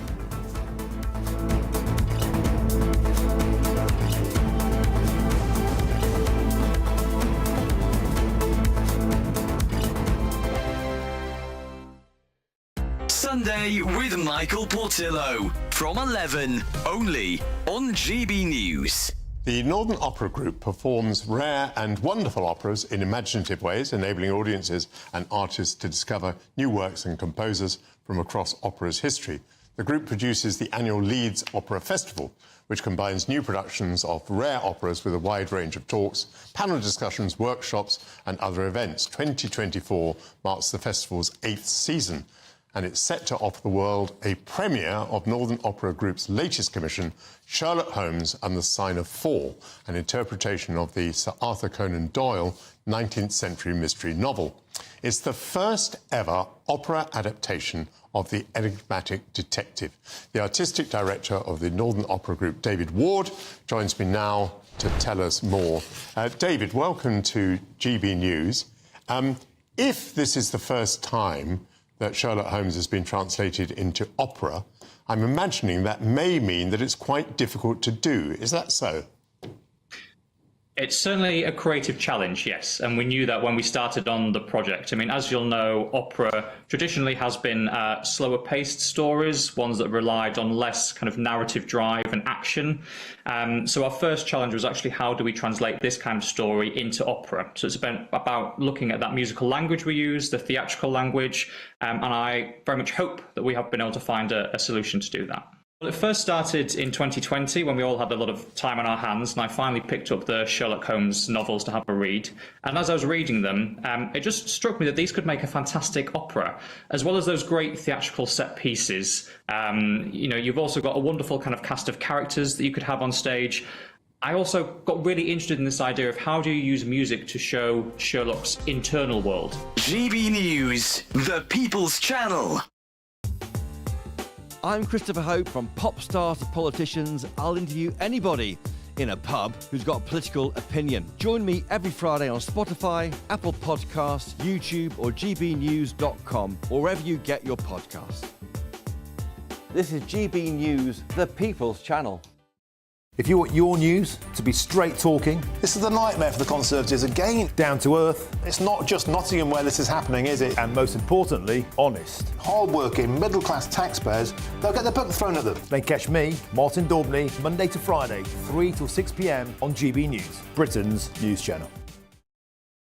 Join me, Neil Oliver, every Sunday night at 6 p.m. on GB News. And if an hour is not nearly enough for you, go to gbnews.com for special extended episodes online every Friday at 9 p.m, where we can truly get into the nitty-gritty of what's going on. GB News, Britain's news channel.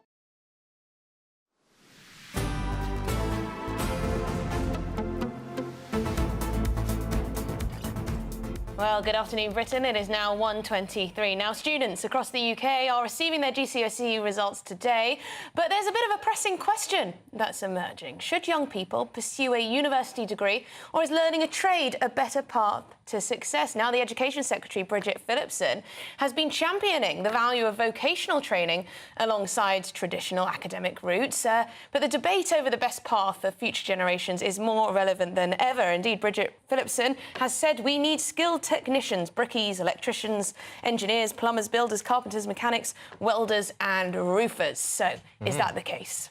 Well, is it time to stop sneering at those who choose a trade over going to university? Or does a degree still hold the key to success in today's economy. Joining us now to discuss this is writer, The Spectator and academic Andrew Tuttenborn, who says that too many young people are off to university, and entrepreneur and commentator Amy Ansell, who believes that university is very important indeed. Well, thank you very, very much.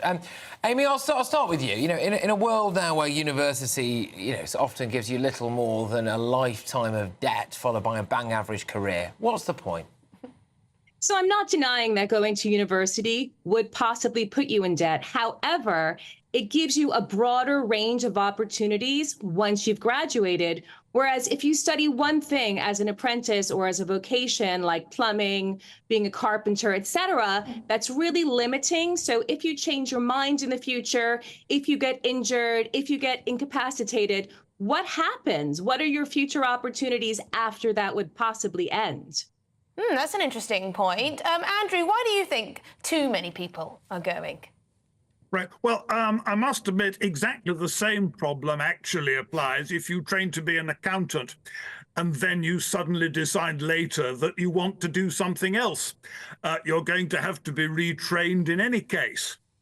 Sorry, you shake your head. No, I disagree, because when you train as an accountant, you're also training in communication, in writing, in critical thinking. I know that I can appreciate what you're saying, but it's definitely not as limiting as simply learning plumbing, being an electrician, and the like, because those are very physical careers. Okay. And if your hands are cut off, or who knows what could happen, you really don't have that many future options to consider, whereas the mind can help you in Andrew, other career opportunities. Presumably, Andrew, you would contest that. Well, I think I would. Again, there are plenty of things that will stop you being an accountant. If you get some sort of mental illness later, that's going to stop you being an accountant in exactly the same way as a disability will stop you following some more physical trade. But mental illnesses can be treated, whereas if your hand is cut off, what do you do as a plumber? Yeah, all right. It's quite an extreme example, that, Amy. Go on, Andrew. Right. Well, the thing is, if you're in an intellectual activity, if something causes you to lose the ability to apply your intellectual skills, if you suffer mental illness later, or something like that, you're equally going to find that you lose your job and have to change to something else. Yeah. This is something that applies both to degree and non-degree subjects. And you've also got to remember something else. You can become an accountant without a degree. There are lots of jobs you can do without a degree, quite apart from plumbers, builders, electricians, roofers, where I actually agree with Bridget Phillips and we need them. And I think before you do a degree, you have to think very carefully whether you really want to do it and whether it will necessarily help you in your future career. Now, neither of those things is guaranteed. No, that's absolutely right. Let me put to Amy as well the point that actually a lot of electricians, brickies, construction workers are actually earning a lot more than the average graduate these days in some cases. Yes, however, I do believe that you hit a ceiling eventually, whereas if you get a university degree, and I do want to add that if you get a university degree in something specific and then you decide to change your mind and go into another career choice, that's easier to do than if you were to do a vocation. I think it's pretty difficult. It's pretty difficult, though, Andrew, isn't it, to do a sociology degree and then become a plumber if you don't fancy that anymore? Well, I think that's right. Before you do a sociology degree, quite simply make sure that it's something that interests you. And it's not simply going to end up with you owing, 50, 100,000. And there are nearly 2 million people with student debts of 50,000, as far as I remember. I think that was announced earlier this year. The last thing you want to do is end up with the feeling that you have wasted 3 years away doing a degree which may not have been particularly well taught, and end up with not much but student debt. Now, I'm not against people doing degrees. if you are particularly interested in law, or actually, if you really want to do a degree in accountancy, that's fine, do it. But don't do a degree simply because you're under pressure to do it. Just for the sake of it. And could I ask, Amy, do you not think that maybe there is a bit of snobbishness around people who just want to go and get a practical trade? And that actually is something that holds people back. And that doesn't serve them particularly well, does it? You know, maybe we need to actually change our attitude. We're woke about everything else in this country now. Why can't we be very progressive when it comes to someone who wants to go and be a brickie or a roofer? I don't think anyone frowns down upon those career choices. I think we do need those types of careers in this country and in any country for that matter. So there's nothing wrong with it. I'm not criticizing it at all. I all the time need a plumber, an electrician, etc. So I appreciate the fact that there are very many of them to choose from. However, I am not criticizing getting a degree. I think it's so applicable to so much in life. And going to university is not just about getting a degree. It's about self-discovery and growth. And also, you can maybe learn something that you wouldn't have thought you wanted to learn about, and that would open your eyes to maybe doing something you never thought you wanted to do. Whereas if you become a plumber and you go and learn that, that's pretty much all you're going to be open. Andrew, did you just roll your eyes there, Andrew? Wait a moment, self-discovery and growth. Are you telling me that brickies don't engage in self-discovery and growth? Not as much so, because they don't have the opportunity to do so, in my opinion. What? And somebody said that we don't look down on brickies and plumbers. Yeah. Self-discovery meaning learning something that you wouldn't necessarily have been. Hang on a minute. Hang on. You know, a brickie can pick up a book and read it if they want to. They can learn about whatever they like. Unless they've lost their not in their course. I think when you're in university, you're open to taking many courses that you wouldn't have necessarily looked at if you went to school for one thing in particular as a vocation. Well, we'll leave it there. Oh, go on. Go on, Andrew, go on. One particular course, it's actually not enormously easy to change horses in midstream. And again, the last thing we want to do is encourage a young person to go to university to do a course they're not particularly sure about, with the prospect later of changing their mind and saying, well, actually, I'm rather... It doesn't matter. I think I became an entrepreneur later in life. Thank God I had my degree, because it taught me critical thinking, it taught me communication, and it taught me to write so I can get somewhere. People can do those things without going to university. People can, that was my experience, do that and that's stuff. what I'm basing this on. Right, we're going to have to leave it there. It's been a fantastic I enjoyed debate. it. Thank you. Thank you, both of you. Andrew Tettenborn, Professor at Swansea Law School, and Amy Ansell, entrepreneur and commentator, as ever. Good. Yes. Thank you very much. Good stuff. Indeed. Good spirited discussion. Right. Okay. I did like this idea that we were all wandering around in loincloths, foraging for scraps of food before Tony Blair. Some of the most intelligent people didn't go to university. They actually, learn things in other ways. That practical trace thing as well. What if you lost your arms, lost your legs, lost your eyes, were unable to talk anymore? Then what are you going to do? Well, nothing. Obviously, it doesn't really matter. Right. Okay. Anyway, let us know your thoughts. GBNews.com/your say. Okay. No. Very much a shift in tone. Okay. Very much a shift in tone, because another massive story that's been doing the rounds now for days, unfortunately, is that in Sicily, 5 bodies have been identified now, including tech tycoon Mike Lynch, but his daughter apparently remains missing. We'll have the very latest on what's going on there after your headlines with Tatiana.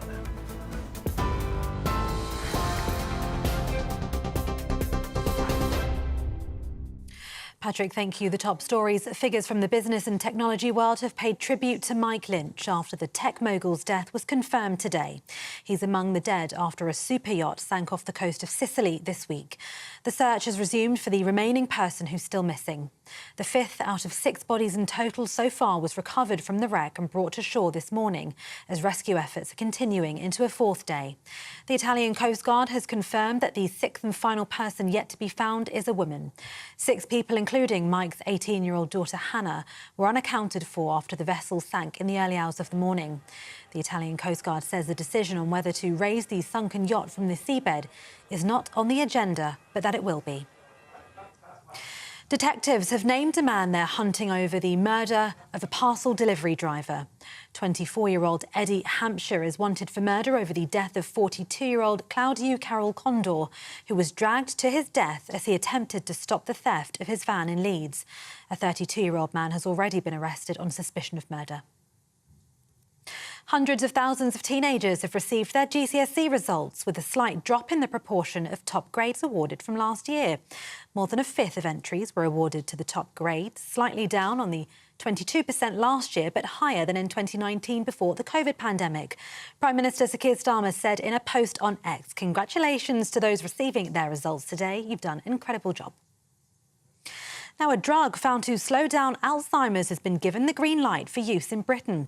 Experts say the drug lecanemab, which is the first of its kind, has been shown to slow down the disease by almost 30%.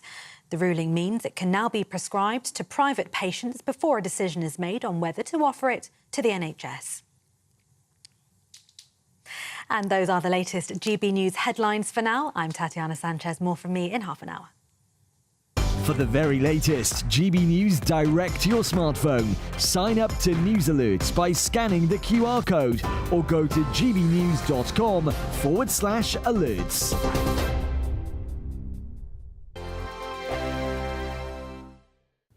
Hello, very good day to you. Here's your latest GB News weather update coming to you from the Met Office.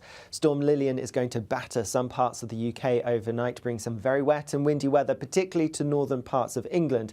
But through today, we do have a cold front making its way southeastwards, bringing a bit of cloud and a bit of rain for some before it clears away as we go through into this evening. Elsewhere, some bright or sunny spells developing behind this system. Also a scattering of showers, particularly across parts of Northern Ireland, northern and western Scotland, 1 or 2 showers perhaps for western parts of England and Wales as well. Now, temperatures are going to be a little bit on the low side, low 20s towards the south, a few degrees lower than this further north, and feeling cooler than this in those strong winds, albeit they are going to ease for a time as we go into the afternoon. Still clinging on to some cloud and a bit of rain across the far southeast as we go through this evening, but that will eventually clear away. A brighter picture across central, western parts of southern England and across the Midlands and Wales as well, largely fine and dry with some sunshine here. Turning cloudier, wetter and windier across Northern Ireland as Storm Lilian starts to make its approach. Meanwhile, it's going to be a showery evening across some parts of northern England and much of Scotland, particularly towards the west. The feature that is then Storm Lilian does make its way in as we go overnight. Initially brings some wet weather to Northern Ireland, but then that heavy rain spills in across parts of Scotland, northern England and across Wales as well. And it's the winds that we do need to watch out for. Gusts of around 80 miles per hour, perhaps in some exposed spots, could cause some significant disruption. Because of the wet and windy weather, it is going to be a mild night, if not a bit warm for some of us, some places staying mid to high teens Celsius. But a very unsettled start to the day tomorrow. Watch out for those strong winds, could cause some disruption, particularly on the roads. But the feature does clear away towards the east as we go through the afternoon. Some showers following in behind across northern parts, and these could be a little bit heavy at times. But further south, it's looking like it's going to be a largely fine afternoon. See you later. Bye-bye. The latest GB News travel. I'm John Vincent. Queues on the M1 Belfast bound in County Down as a lane closed for a broken down vehicle at junction 1, the A12 West Link. Queuing traffic on the M6 southbound in Warwickshire, 2 lanes closed for a broken down lorry between junction 4 Coles Hill and the Corley services. We're seeing slow traffic on the M25 clockwise in Surrey. It's all due to an accident just after junction 9 for Leatherhead. Also slow on the M25 clockwise this time in Hertfordshire. It's due to earlier debris on the road just after junction 25 for Enfield. That's in the roadworks area. Slow for the M25 clockwise in Essex. We've got queues there due to an accident just after junction 27 for the M11, again in the roadworks area. And we're seeing slow traffic on the M4, the Prince of Wales Bridge, eastbound if you're travelling from Wales to England. That's all due to roadworks and a contraflow. And that's the latest traffic and travel news. You can stay up to date throughout the day by visiting our website, gbnews.com.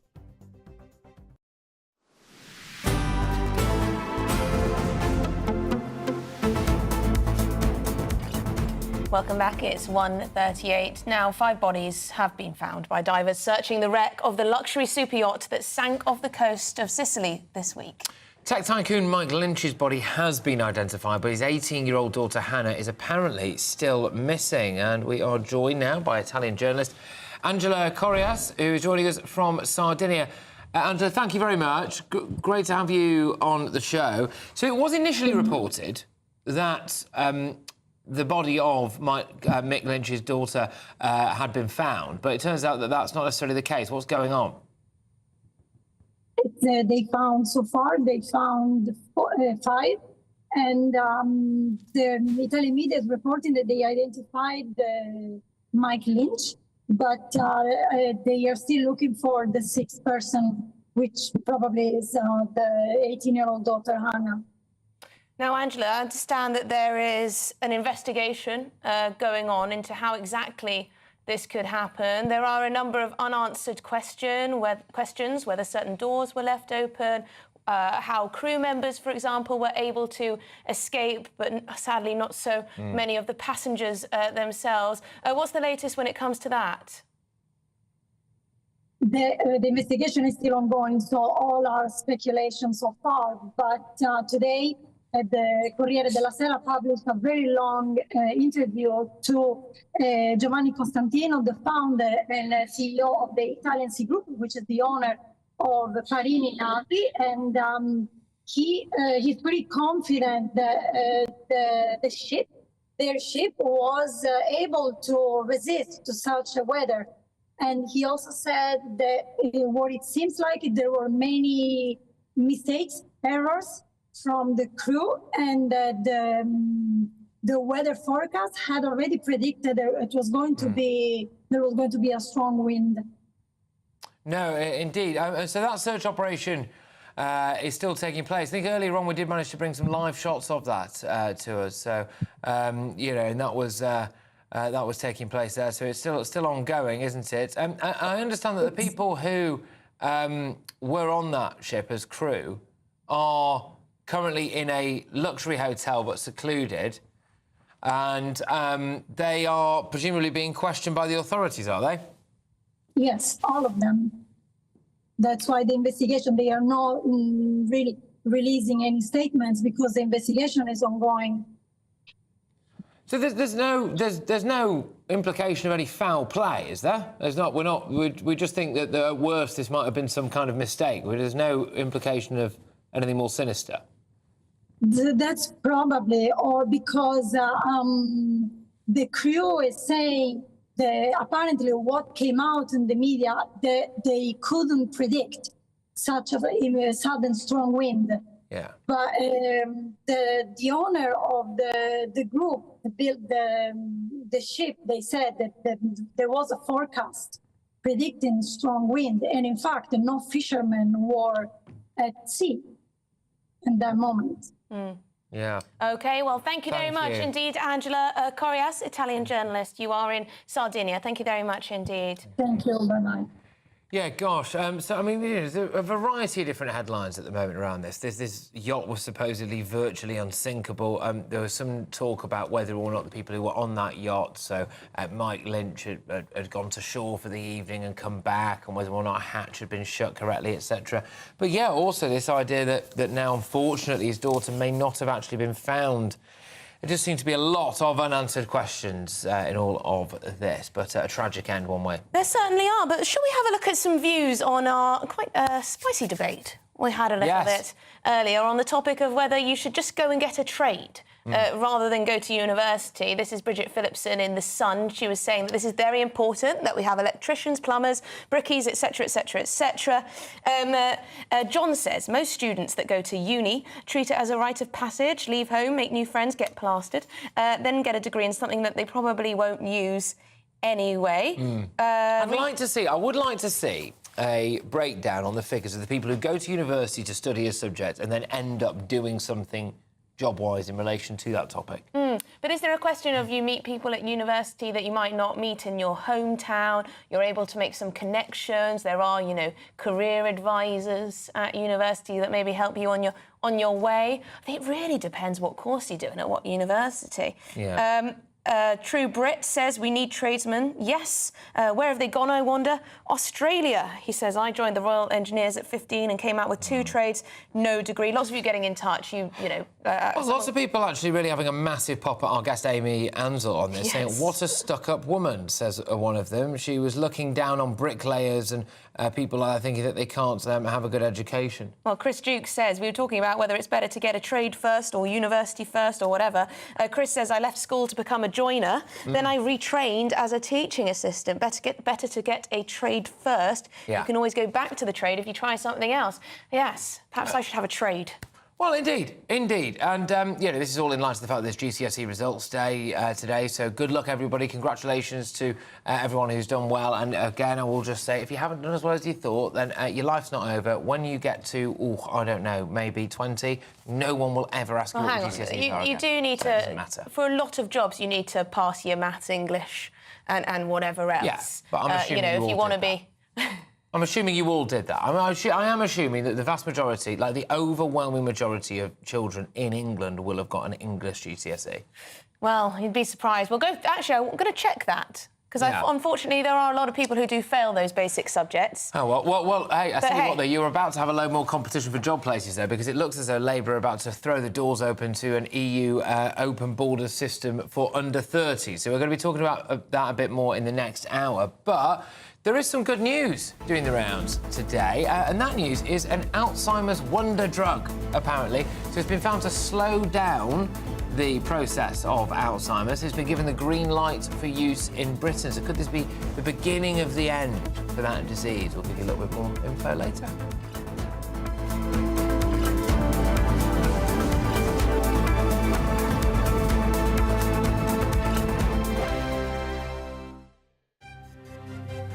GB News Breakfast, every day from 6 a.m.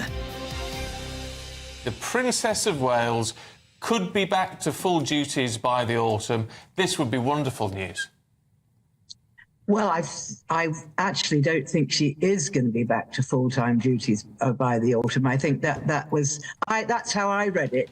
But in fact, I think what they were saying, this is a report by the Daily Mail's royal editor, Rebecca English, is that Catherine is still recovering and she's still having treatment, but she doubts whether she'll be back to full-time duties, but we will be seeing her.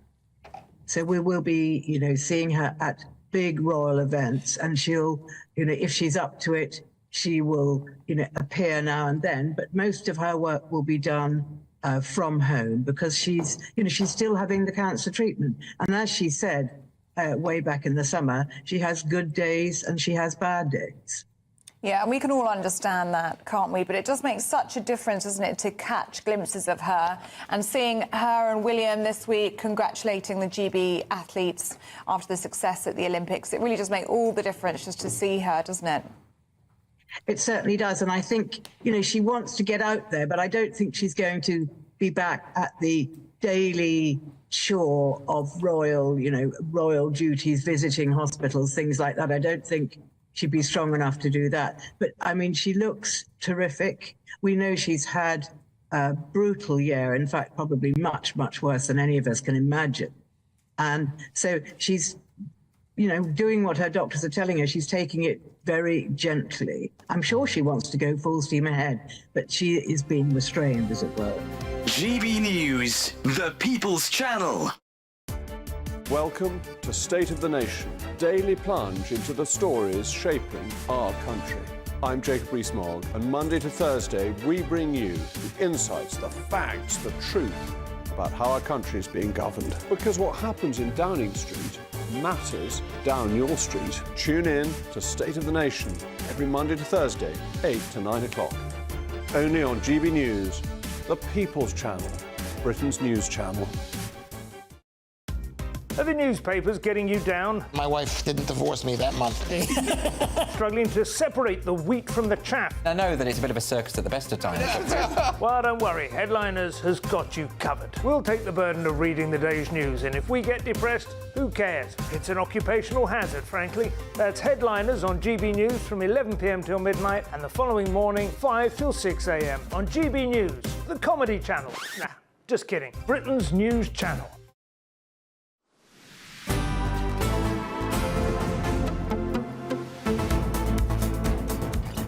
Good afternoon, Britain. It's 1:48, and some good news could be on the cards because a breakthrough in Alzheimer's treatment is on the horizon as the new drug lecanemab is expected to receive approval for use in the United Kingdom. Touted as the most significant advance in 30 years, this drug offers hope by slowing the progression of early-stage Alzheimer's. However, there are concerns over some side effects and also limited applicability are raising questions about its broader impact. But will the wonder drug be the game-changer patients and families have been waiting for? Well, look, let's be honest. If this is any good, then it is going to change the lives of millions, tens of millions of people, because it's not just the person that suffers with Alzheimer's, it's the whole wider family as well. So let's put this question to Health and Social Affairs Editor at the Sunday Express. It's Lucy Johnston. Lucy, great to have you on the show. Thank you very, very much. So, is this the answer that millions of people have been hoping for? We might not have to worry about Alzheimer's ever again. Yes and no. So on the one hand, I've been talking to a lot of experts on this today, and on the one hand, there are experts saying this is the beginning of the end for this disease, which is devastating and which will affect 1 in 2 of us, is predicted to affect 1 in 2 of us by 2040. So it's a huge burden. And as you say, not just patients, but families as well and carers. However, it has been approved by the regulator for use in this country, but not by the watchdog for use for rollout on the NHS. So the NHS has said no. The European regulator has also said no. That's in contrast to the American drug regulator, which has said yes. So it's a very mixed response from experts. And one of the reasons for that is because the effects, the benefits, are very hard to see. It's a very minimal benefit. It can show that you can reduce, it doesn't stop the disease, it doesn't reverse the disease, but it slows the onset of the disease. The other problem with it is that there have been side effects which have been shown to be deadly, and they include brain shrinkage and brain bleeds. That's very rare, and it's in a small number of patients. And in fact, the drug regulator has said that it wants to screen out any patients using this drug for that and say that if you're at risk of a brain bleed, you can't take the drug. However, we don't know, and I think this is one of the reasons why the watchdog, the people that would approve it for use on the NHS, has said we just want to watch and see what happens with this, and we want to see whether the cost of this drug is worth the benefits. And there's the third problem, that it's very expensive. It's not just expensive to buy, it's about £20,000 a year. And that could be negotiated, but it's also expensive to use because you need scans and you need follow-ups and you need really experienced people to tell whether you are at risk of some serious side effects. So we are at the beginning of something, and I wrote recently about some other drugs which are on the horizon, which are far more sophisticated. So we're on the road, and it looks like, you know, some experts are saying within 10, 20 years we could have nailed this. But at the moment it's uncertain, and we're watching and seeing what happens with trials.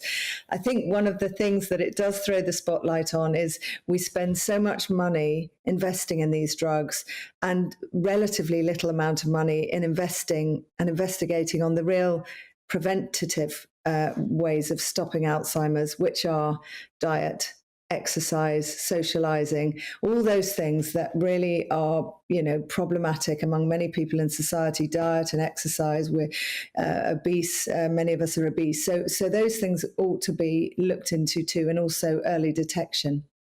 Is the NHS particularly risk averse when it comes to trying new drugs? Would you, if you had enough money, of course, be able to buy this drug privately in the UK, or is it banned completely from this country as it stands? It's not banned. So there are two regulators. One licenses the drug for use, and then the other regulator decides whether it can be available on the NHS. So the drug is licensed for use. You can get it privately, but in reality, very few people will be able to afford it, because you not only would have to pay for the drug itself, which is said to be about £20,000 a year, you'd also have to pay for and get a hospital to administer it and to check you for side effects and to do the scans and everything necessary to make sure you're eligible. And the drug is not just a pill that you take. It's actually, you have to get an infusion. So you have to get it injected into you every 2 weeks. So it's not insignificant. But what is exciting is that we're on the road to something. So, and I think that the drug regulator is very sensible. Lucy, we'll really. have to catch up with you again on this, because we're running to the end of the hour, but really appreciate all the research you've done into this. Fascinating. Absolutely. Lucy Johnston from the Sunday Express. When we come back, is Keir Starmer going to take us back into the EU by the back door?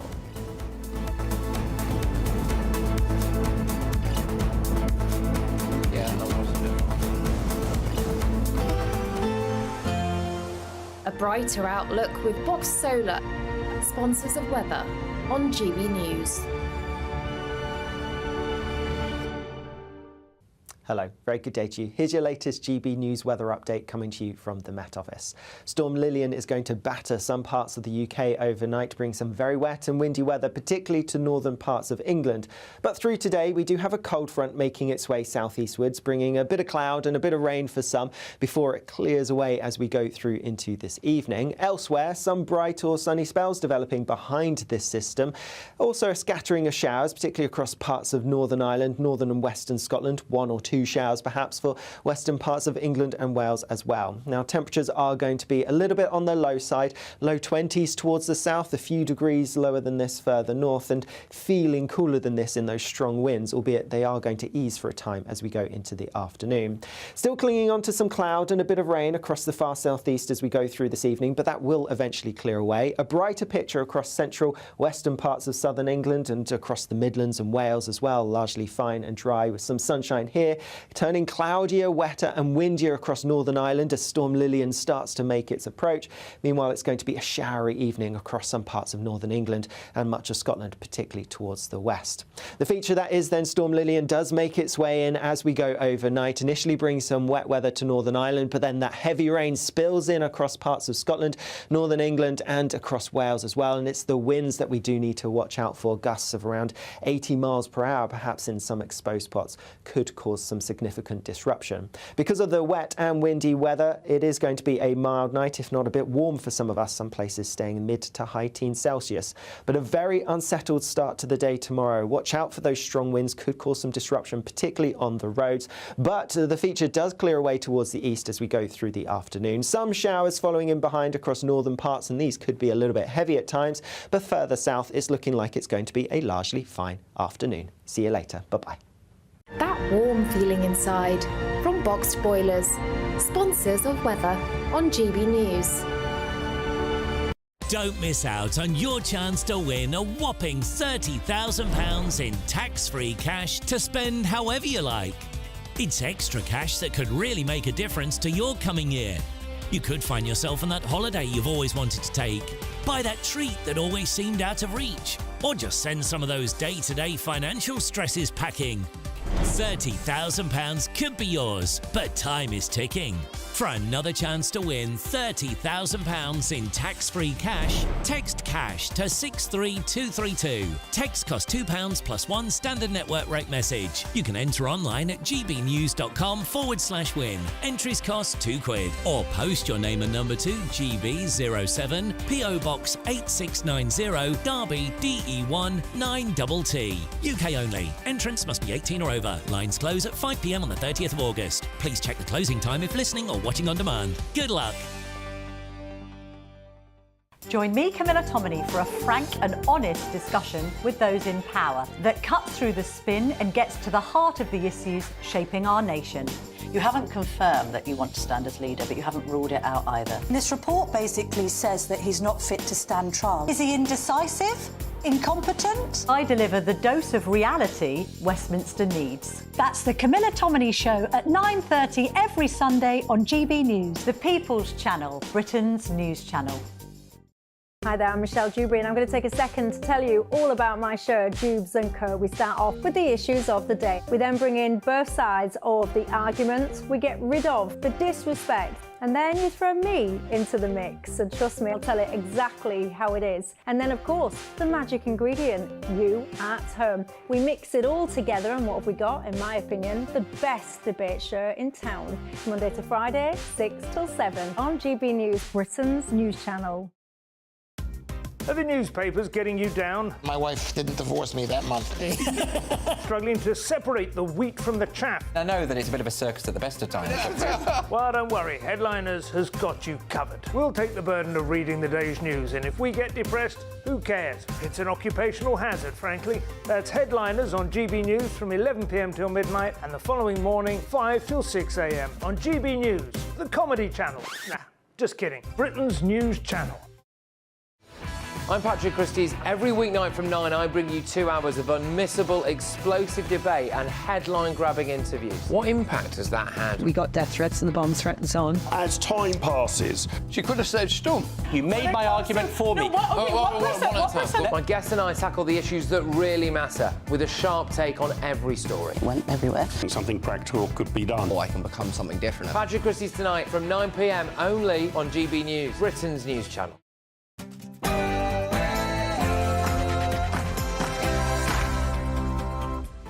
Good afternoon, Britain. It's 2 o'clock on Thursday, the 22nd of August. I'm Emily Carver. And I'm Patrick Christie's.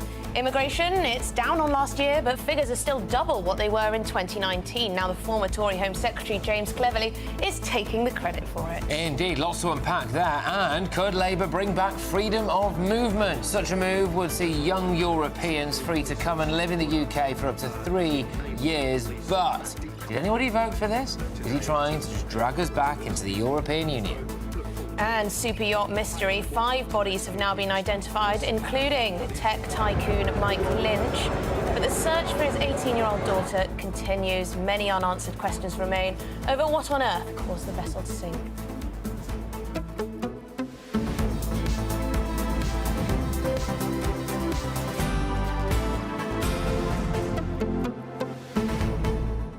OK, so look, lots to unpack this hour. We're going to be dissecting those immigration figures, both legal and illegal. We're going to be talking about whether or not we're going to bring back free movement as a backdoor into the European Union. But there's another story that is gathering traction, and I find it very bizarre. And it's about baby killer Lucy Letby, because now a procession of quite high-profile people are coming out, sticking their head above the parapet and saying that actually they want this case to be reviewed. And it mainly centres around the idea that maternity care in Britain is so bad that maybe she was used as a scapegoat. Yes, so Nadine Dorries, former Tory minister, she's also a former nurse. She says the case needs to be urgently reviewed. She wants a debate on this in Parliament. She's urging the Justice Secretary to do this. David Davis, as well, again, a former Tory minister, wants there to be a debate in Parliament. They seem to think that this all needs to be reviewed, and potentially, there's been a miscarriage of justice. Now, we don't know exactly on what basis and how much they know about this, but it's very curious, isn't it, that these big voices are beginning to say this. Because let's be honest, it's an odd hill to die on, isn't it? Very odd. Going into bat for, well, not necessarily going into bat for, but raising serious questions about, convicted multiple baby murderer Lucy Letby, who, for many people, is almost like the pin-up girl of evil, right? And yet now more and more people are coming out and saying, actually, maybe there are serious questions about this. Well, we'll have to wait and see exactly what is going on. I mean, the CPS has very much said absolutely not. Yeah. This has been reviewed multiple times. There's no evidence of any miscarriage of justice. But interesting that Nadine Dorries and David Davis want to talk about this. Yes. Well, we're going to talk to someone who knows a bit more about it than both of us, frankly, so hopefully we can shed some light on that, as well as all the other topics that we've raised so far. And we're going to do all that after your headlines with Tatiana.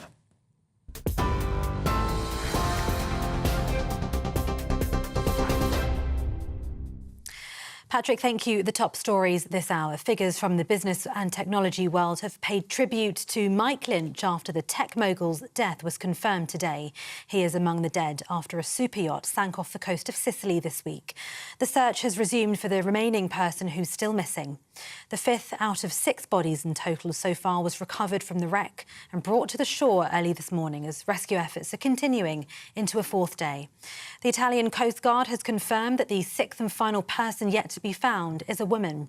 6 people, including Mike's 18-year-old daughter Hannah, were unaccounted for after the vessel sank in the early hours of the morning.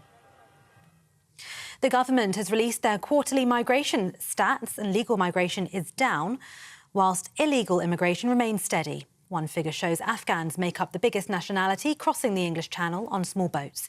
There were close to 1,900 asylum applications in the so-called legacy backlog that were still awaiting an initial decision at the end of June this year. Around 76% of withdrawn applications in the year to June were classed as implicit withdrawals, meaning the Home Office chose to withdraw the application. Shadow Home Secretary has been speaking on today's figures. Well, the time that I was responsible for our immigration policy, we've seen very dramatic improvements in the figures. We have seen applications reduce.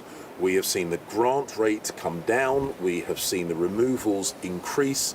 Small boat numbers come down. Illegal arrivals come down.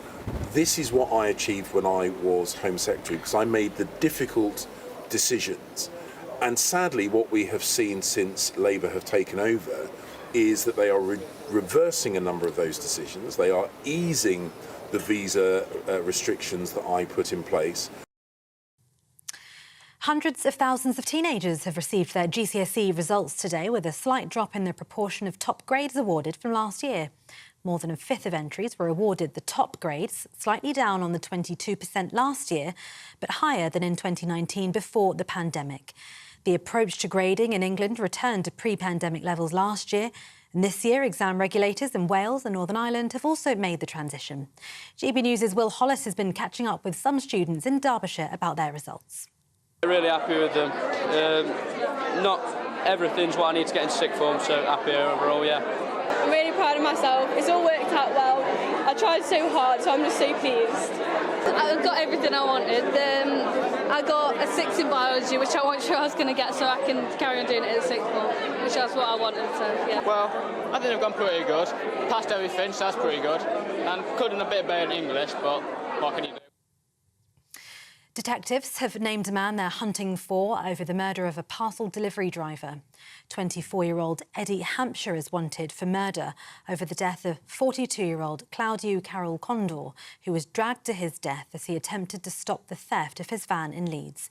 A 32-year-old man has already been arrested on suspicion of murder. Concerns about children being physically punished have more than tripled in a year, according to the NSPCC. The charity said its helpline had heard about children being slapped, hit and shaken as punishment. It's urging the government to close the legal defence of reasonable chastisement in England. It said contacts where physical punishment was mentioned had increased from 447 in the 12 months to March last year to almost 1,500 in the year to March this year. A drug found to slow down Alzheimer's has been given the green light for use in Britain. Experts say the drug, lecanemab, which is the first of its kind, has been shown to slow down the disease by almost 30%. The ruling means it can now be prescribed to private patients before a decision is made on whether to offer it to the NHS. And a Pakistani web developer who's facing a criminal charge over claims he helped spread misinformation about the accused Southport attacker has appeared in court in Lahore. 32-year-old Farhan Asif has been charged with cyber-terrorism after false claims quickly spread online that the suspect accused of killing 3 little girls was a Muslim immigrant to the UK. Pakistan's Federal Investigation Agency said they established that the account that spread the fake news belonged to Asif, who also admitted to having passed on the fake information to a foreign publication. And those are the latest GB News headlines for now. I'm Tatiana Sanchez. More from me in half an hour. For the very latest GB News direct to your smartphone, sign up to News Alerts by scanning the QR code or go to gbnews.com/alerts.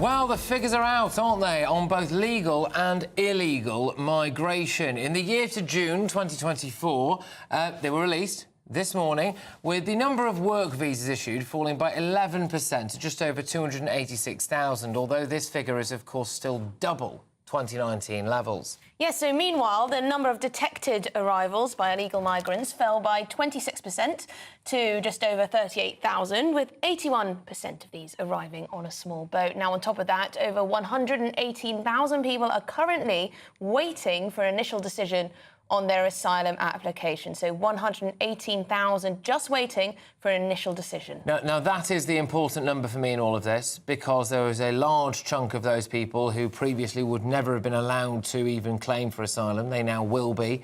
That also doesn't include the appeals process.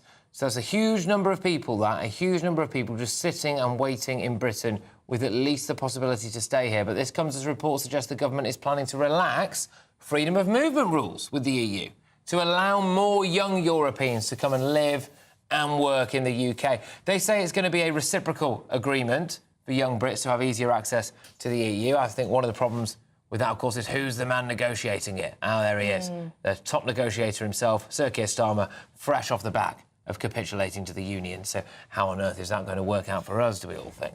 Well, should we cross over to Clacton-on-Sea and speak to GB News reporter Ray Addison? Ray, this idea that the government may take us back into some kind of freedom of movement for young people in particular. What do the people of Clacton make of that? Well, it's being greeted with a fair amount of scepticism, as I think you might expect. Of course, this is the constituency that elected Nigel Farage in the last election, previously held as a Tory seat for many years. And I think there's a healthy deal of scepticism over the concept of migration as a whole. And although we're seeing from these figures that legal immigration to the United Kingdom is down, people here in Clacton still saying that that is too high, and they believe that it's putting a real strain on their public services, but also on housing as well. And we're hearing anecdotal stories from people here who are saying that they have been either unable to find their own housing, or friends and family have really struggled to get on the housing list and had long waits as well. Meanwhile, there's also concern that illegal migration, which, as we've all said, is remaining fairly steady, is costing the taxpayer billions and billions of pounds, and there's a general consensus that money could be better spent. I spoke earlier on to Councillor Richard Everett. He's from the Reform UK group, and I asked him what his thoughts are on these numbers. The fact that immigration figures are coming down is good. However, the quantum of them is still massive and causes all sorts of societal problems locally. What sort of problems are you seeing in this local area then?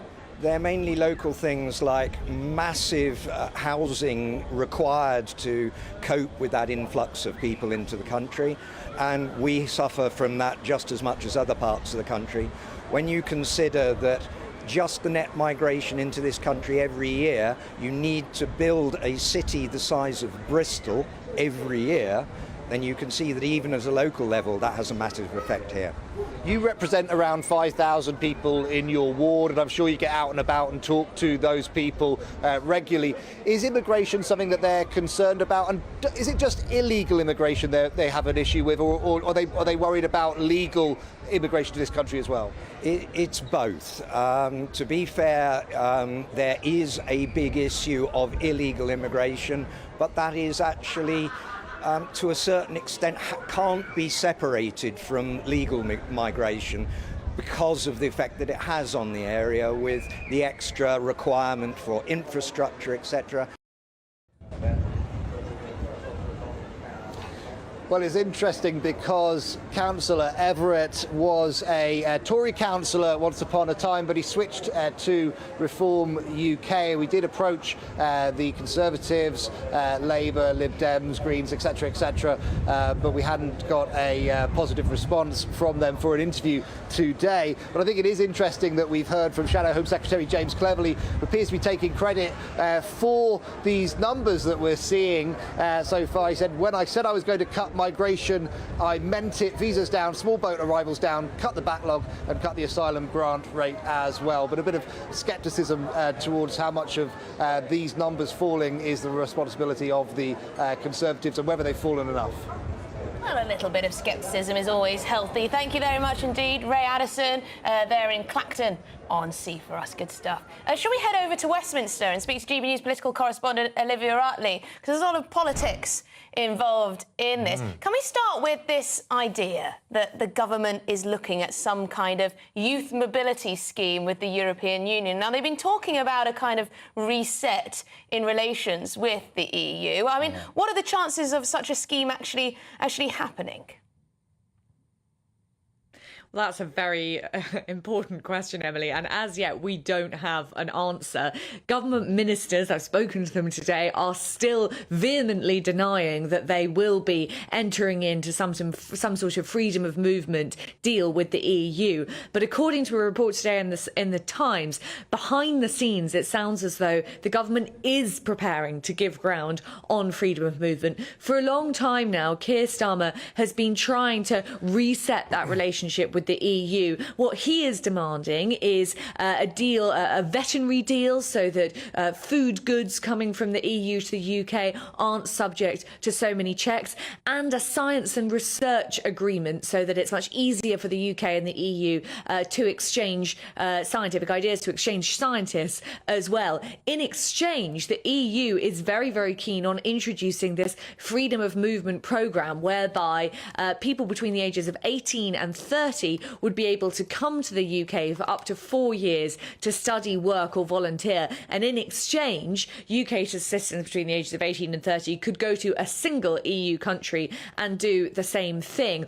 Obviously, the worry for Brexiteers, both in the Labour Party, because there are quite a few still in the Labour Party, and on the Conservative benches, is that if the Keir Starmer carries on making sort of backroom deals with the EU or on a range of issues, you could end up in a situation where the Prime Minister is roundly denying that the UK is back in the EU or is going to re-enter the single market, etc. But actually, the UK is in the EU in all but name, because all of those bilateral deals have been agreed. That is what Brexiteers desperately want to avoid. But for now, I should reiterate that ministers are denying that this freedom of movement deal will be entertained by Starmer in the meeting with Ursula von der Leyen next week. OK, well, there's certainly some people close to the government who are misbehaving then in briefing the papers about all this.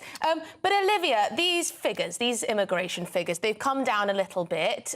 James Cleverly, the former Tory Home Secretary, says it's all down to him, and that's certainly true. These figures have absolutely nothing to do with the new Labour government in terms of any changes they've made. Do we suspect that Labour will keep the rules as they are when it comes to legal migration? Well, again, a really good question. I mean, looking at these immigration figures, it is an incredibly mixed bag. Yes, the Conservatives are claiming a victory here, and you can see why. On legal migration, the number of visas has gone right down, and the Independent Migration Observatory is expecting net migration to fall when we get those figures later in the year. That is mainly because the Conservative government introduced a rule where those on NHS visas, care visas and student visas are no longer allowed to bring their dependents to the UK. That is something which it sounds as though the Labour government is going to keep in place.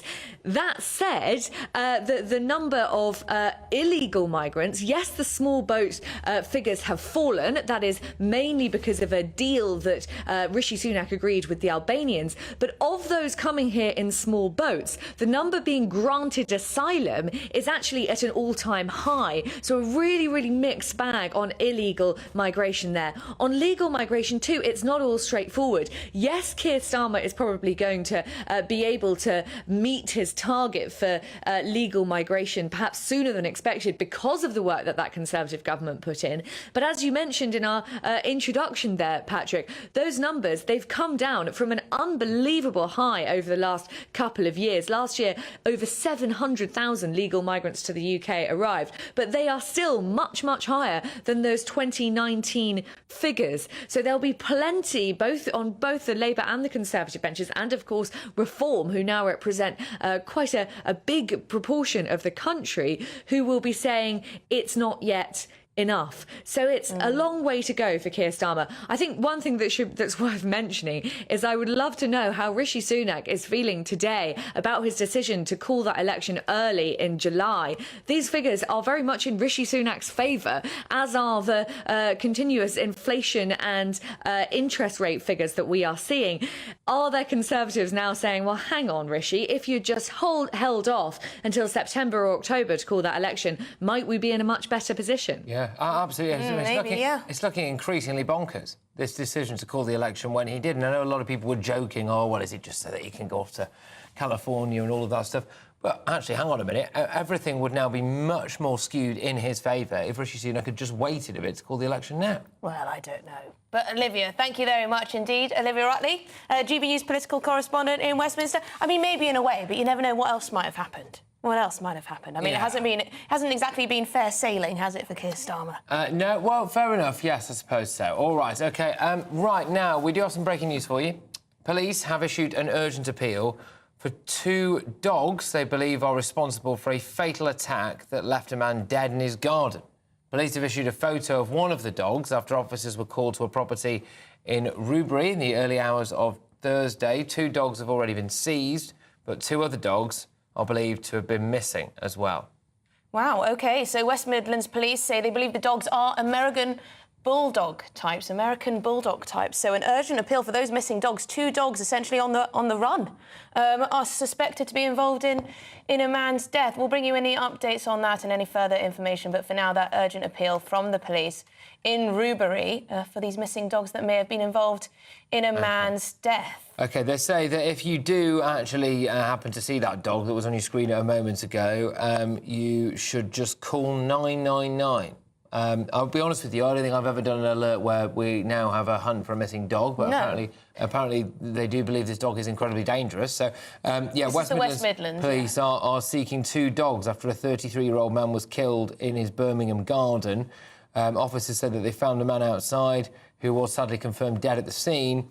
And now they are urgently trying to trace what they believe are 2 missing dogs. And they released an image of one of those dogs, which we showed you earlier on.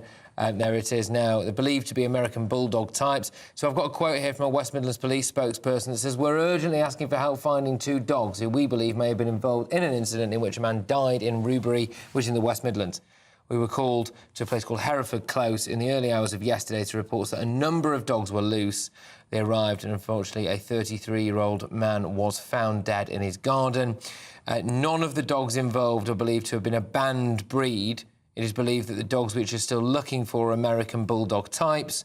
We're looking for another similar dog, which is described as being basically like the dog on your screen now, but black in colour. So Well, shocking. We'll bring you any updates as and when we get them. Any developments on that story. This is Good Afternoon Britain. We've got lots more coming up on today's show. Now, the former nurse and ex-Tory minister Nadine Dorries has been speaking out about the Lucy Letby case. She believes the bad culture at the Countess of Chester Hospital should have been taken into account during the trial of the convicted baby murderer Lucy Letby. It's very curious that a number of high-profile people have been speaking out on this case, wanting to open some kind of debate. It is all very odd.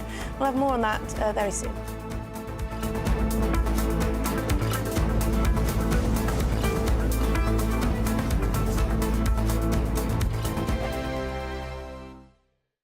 This is GB News, Britain's news channel. Now, this isn't a royal tour, obviously, because they've stepped away from their royal duties. What do we make of how this is being handled out in Colombia with Harry and Meghan? Good afternoon, Dawn. A pleasure to be with you. The couple have had 3 layers of security around them. The big, beefy ex-military boys, who are the bodyguards, close protection. Then there's the outer circle of uniformed police. And then mingling in the crowds, undercover police spotting any trouble. And they've been travelling around the country in a convoy of bulletproof cars with a couple of ambulances in the convoy. When you look at this tour, and as you say, it's the do it our way semi-royal tour of Colombia, the Sussexes in South America. What you can say is the star of the show has definitely been Meghan, and there we see her. She's been wearing many thousands of pesos worth of outfits while she's there, smiling, as you can see, all the time. I mean, she is very much to the palace born, and this is the greatest role she's ever played, and she's playing it to the hilt. I must say that the prince, sometimes he looks a little bit doubtful, a little bit diffident, but then he warms up when he meets the children or he meets the wounded veterans who will be taking part in his Invictus Games. It's a strange thing they've done because, as you say, it's not a royal tour, it's doing it their way. I think at the end of it, they will think that they've had a great success, and I'm sure that the left-wing government of Colombia will relish the little bit of royal stardust that Meghan, among other, with her husband, have brought to the regime. GB News, the People's Channel. Every Saturday, 10 till 12, we'll bring you all of the news that you need to know. We'll also remind you that there is so much to smile about. It's my favourite time of the week. I get to relax, enjoy some light-hearted stories, and let Ellie teach me about fashion too. That's Saturday Morning Live, every Saturday, 10 till 12. Only on GB News, Britain's news channel.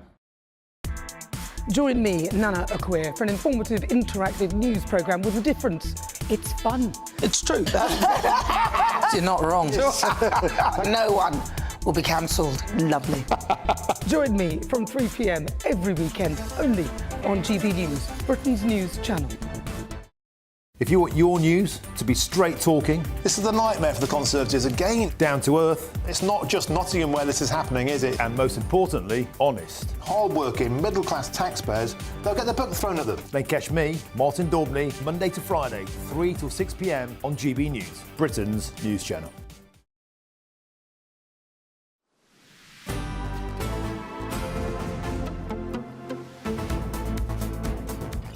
Welcome back. You're watching and listening to A Good Afternoon Britain. Now, this is a curious one. The former nurse and also former Tory minister, Nadine Dorries, believes the bad culture at the Countess of Chester Hospital should have been taken into account during the trial of the convicted baby murderer, Lucy Letby. Now, she adds her voice to quite a few people, including David Davis, who wants to have some kind of parliamentary debate about this case. The suggestion is that perhaps the trial wasn't thorough enough in terms of the evidence that was presented, and she's urging the Justice Secretary to become involved. Well, there's a couple of aspects to it, aren't there? So there's this idea that there may well have been some faulty evidence presented, which I must say the Crown Prosecution Service vehemently dispute. Yeah. They say that there was an issue when it came to who was logging in and out of the doors of the NHS wards, but they rectified that, and that when she had the retrial, that wasn't a problem anymore. The other aspect to it, which is possibly more compelling, I think, is this idea that the state of maternity care in this country at the moment is so catastrophically awful that was there a desire to pin every single baby death in this case on Lucy Letby, as opposed to maybe taking some kind of responsibility? Yeah, and I do wonder why Nadine Dorries and David Davis have felt the need to speak on this. Well, joining us now to discuss is Director of Empowering the Innocent, Dr. Michael Norton. Dr. Michael, what do you know about this case in terms of... Well, there's been a number of people now, high-profile people, who have come out and suggested that something's gone wrong with this trial. I don't believe they've said that she's innocent necessarily, but perhaps the trial wasn't fair. What do you make of it? Yeah, thank you for having me on. There was a 14,000 word article in the New Yorker a few weeks ago that has really kind of started to feed into this debate.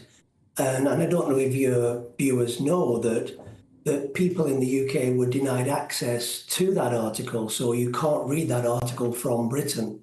So it seems that there seems to be attempts to prevent people in this country from learning some of the facts of the Lucy Letby conviction, some of the facts which are now being questioned. I remember when I've been looking at alleged wrongful conviction cases now for 20 years, and Paddy Joe Hill from the Birmingham 6 case once said to me that when you're looking into an alleged wrongful conviction case, always think about this. you don't need to fit up the guilty. So if somebody has done what they're claimed to have done, there will be evidence, reliable evidence, valid evidence that will support the prosecution hypothesis or claim. When you're looking into the Lucy Letby case, you had one of the kind of main pieces of evidence against her was this staff roster spreadsheet. And what was actually constructed was a spreadsheet with all of these serious incidences and deaths that were going on in this neonatal ward. And in every single occasion that something happened, Lucy Letby was claimed to have actually been on duty. So it looks really, really incriminating. But you find out after the trial that there were 5 baby deaths that were not added to this staff roster spreadsheet because Lucy Letby, 6 deaths, because Lucy Letby was not on duty when those babies died. So what you have is you've got something which is being constructed to incriminate people. And if these other deaths are put onto the spreadsheet, well, then there's other members of staff who were on duty more than Lucy Letby. Yeah, I mean, Michael, the CPS addressing the claims potentially from Nadine Dorries and like, I mean, there's this question of the door swipe data, and presumably that relates to the rota. And he says, we can confirm that accurate door swipe data was presented in the retrial. We've been transparent in clarifying this issue. We've rectified it for the retrial. We're confident that this issue did not have any meaningful impact on the prosecution, which included multiple strands of evidence. So they say the judges reviewed a multitude of evidence against Lucy Letby, 2 separate jury trials, etc. I mean, they're pretty damn sure, aren't they? Well, they say that they are. But if you look into the case, and we've got a website called CCRC Watch and one called False Allegation Watch as part of our project. And we published 4 articles recently on the Lucy Letby case, which go into different aspects of the evidence which is claimed to indicate that she murdered these children. And every single aspect of the prosecution's case has now been shown to be unreliable. So we've seen in lots of other cases where, people have been charged with, convicted for murder when no crime actually occurred. This was a genre of miscarriage of justice that I identified 20 years ago in relation to cases like Sally Clark, Angela Cannings, Tripti Patel. These were women their babies had died in unexplained circumstances. And we found out that there was widespread prosecution non-disclosure. And these women were actually charged with, convicted for murders that never happened. And I mean, if you're a parent, I'm a parent, imagine being told that your baby, who's actually one of the most vulnerable, premature babies that there can be, has actually not just died, but been murdered. No, of course. And look, the public psychology of this, and I mean, we were all following the case and reporting on the case at the time, and I mean, it's one of those, it's just absolutely as horrific as it can possibly be. She did leave notes, though, in a notebook, didn't she? Which kind of are very incriminating. I mean, you or I wouldn't do that, would we, if we hadn't have actually killed any babies? I don't know if you are, I don't know what you do, but I mean, I was out recently and I saw a group of students all sat around a table at the University of Bristol, just in a cafe, just opposite. And I said to them, what are you doing? Are you doing your essay for my course? And they were like, no, we're journaling our thoughts. Now, I was like, what are you talking about? And then I talked to my son, him and his friends. They sit down and they put their thoughts onto paper. It's what they do. And what you've seen in the press is a selection of things which look incriminating, which support the prosecution case. You have not seen these things in their completeness. You've not seen her saying, I have done nothing wrong, I didn't kill these children, the police are discriminating against me. You're looking at things out of context. And what you're doing is you're just believing the narrative that you're being told to make sense of these notes. I don't know why she wrote them, but I could write some notes now. I could even write a note that says, I killed these babies, or I killed Jill Dando, or whatever. But there has to be evidence to support those claims. That was interpreted as a confession in court. It wasn't a confession in court. Most of the work I do, I just want to emphasise this for people watching. Most of the work I do is telling people who write to me that they're not innocent. I'm not somebody who's just trying to say Letby is innocent when she's not.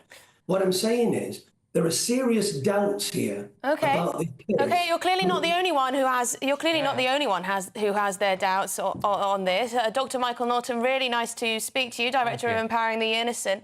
I mean, I think that article that was in the US, I think there seemed to be a consensus that it was a bit cranky.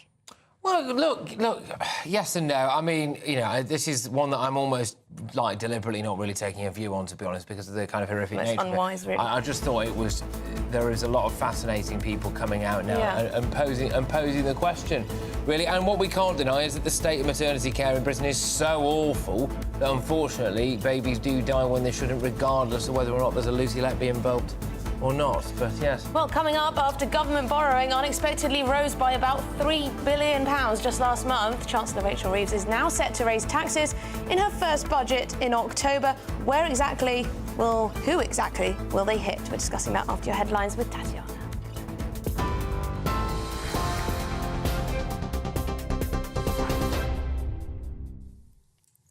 Emily, thank you and good afternoon. Let's start this bulletin with some breaking news. 3 police officers have been hurt after being attacked at Manchester Airport. The incident happened yesterday morning when police were reportedly investigating an abandoned car at Terminal 2. 3 people were arrested, with 1 man reportedly tasered. Greater Manchester Police have said assaults on officers are unacceptable and will not hesitate to take action should any criminal offences be found. Now, a hunt for 2 dogs is underway after a 33-year-old man was found dead in the back garden of a property in Birmingham. West Midlands Police says the man's thought to have been attacked by at least 1 dog, which may have contributed to his death. Officers were called to Hereford Close in Rubery yesterday to report that a number of dogs were loose.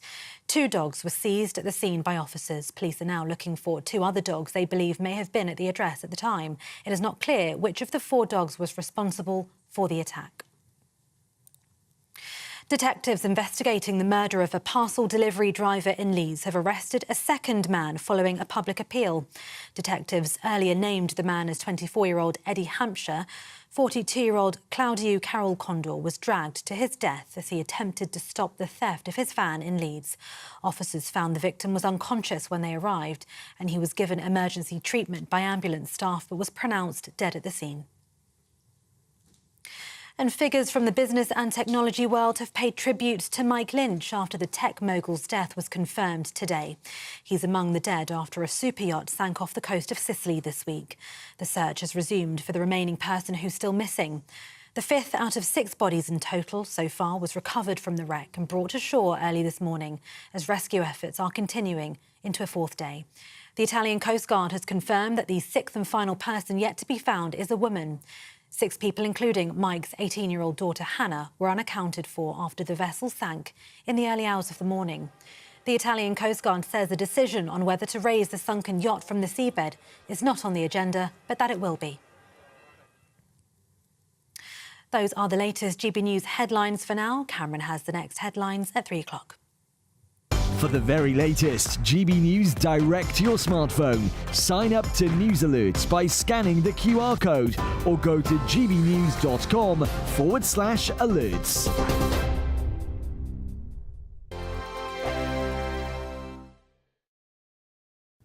Hello, very good day to you. Here's your latest GB News weather update coming to you from the Met Office. Storm Lillian is going to batter some parts of the UK overnight, bring some very wet and windy weather, particularly to northern parts of England. But through today, we do have a cold front making its way southeastwards, bringing a bit of cloud and a bit of rain for some before it clears away as we go through into this evening. Elsewhere, some bright or sunny spells developing behind this system. Also a scattering of showers, particularly across parts of Northern Ireland, northern and western Scotland, 1 or 2 2 showers perhaps for western parts of England and Wales as well. Now temperatures are going to be a little bit on the low side, low 20s towards the south, a few degrees lower than this further north, and feeling cooler than this in those strong winds, albeit they are going to ease for a time as we go into the afternoon. Still clinging on to some cloud and a bit of rain across the far southeast as we go through this evening, but that will eventually clear away. A brighter picture across central western parts of southern England and across the Midlands and Wales as well, largely fine and dry with some sunshine here, turning cloudier, wetter and windier across Northern Ireland as Storm Lillian starts to make its approach.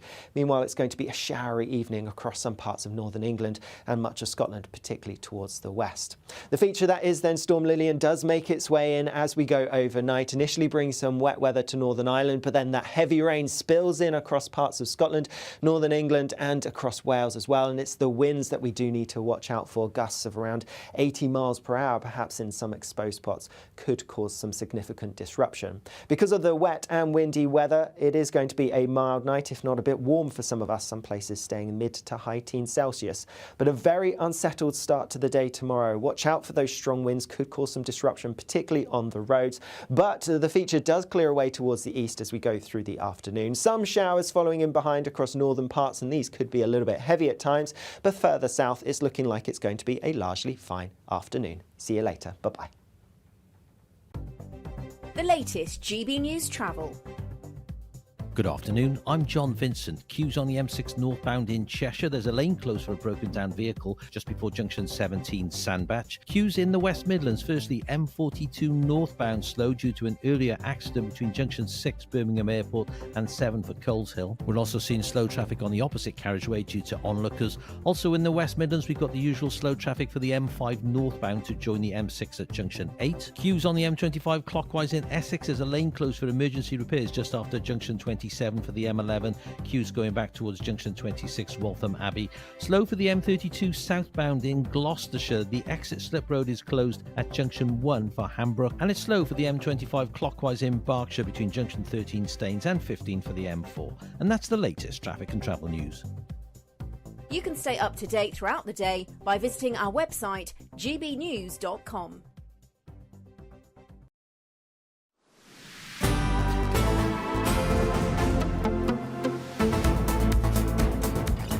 Good afternoon, Britain. It's 2:40 now. Lots of you have been getting in touch about a fiery debate we had a little earlier on about whether it's time to trade in university and get an apprenticeship instead. So, Cliff has been in touch. He says, a good plumber earns between 50 and 120k per year. Some graduate with a woke degree gets a job at Starbucks on a living wage. Cliff there, straight to the point. Tony says, I'd jack in uni and go for a train driver job. Just saying. Yes. Yeah, well, it's not bad. Pay rise every couple of years. Peter says, trades are crucial for the well-being and development of this country. Not all people are good at school, but are brilliant with their hands and vice versa. But all tradesmen need the basics of maths and English if they are to be successful. Yes, I kind of agree with all of those points in one way or another. And some people are just not good at anything. No, exactly. And they find themselves on telly. So, there we go. But there's plenty more coming up on today's show. But before that, Martin Daubney is up at 3 p.m. Martin, what are you going to be serving up to the nation, my good man? Well, the immigration figures you've been covering today are out. And as usual, the true story is inside, buried. 268,000 work visas granted last year. They're claiming that's a victory. It's a city the size of Newcastle in 1 year. That's not a victory. It's a betrayal. And also, there's been a tripling of asylum cases granted, a 40-year high. Now, 68,000 asylum seekers granted last year.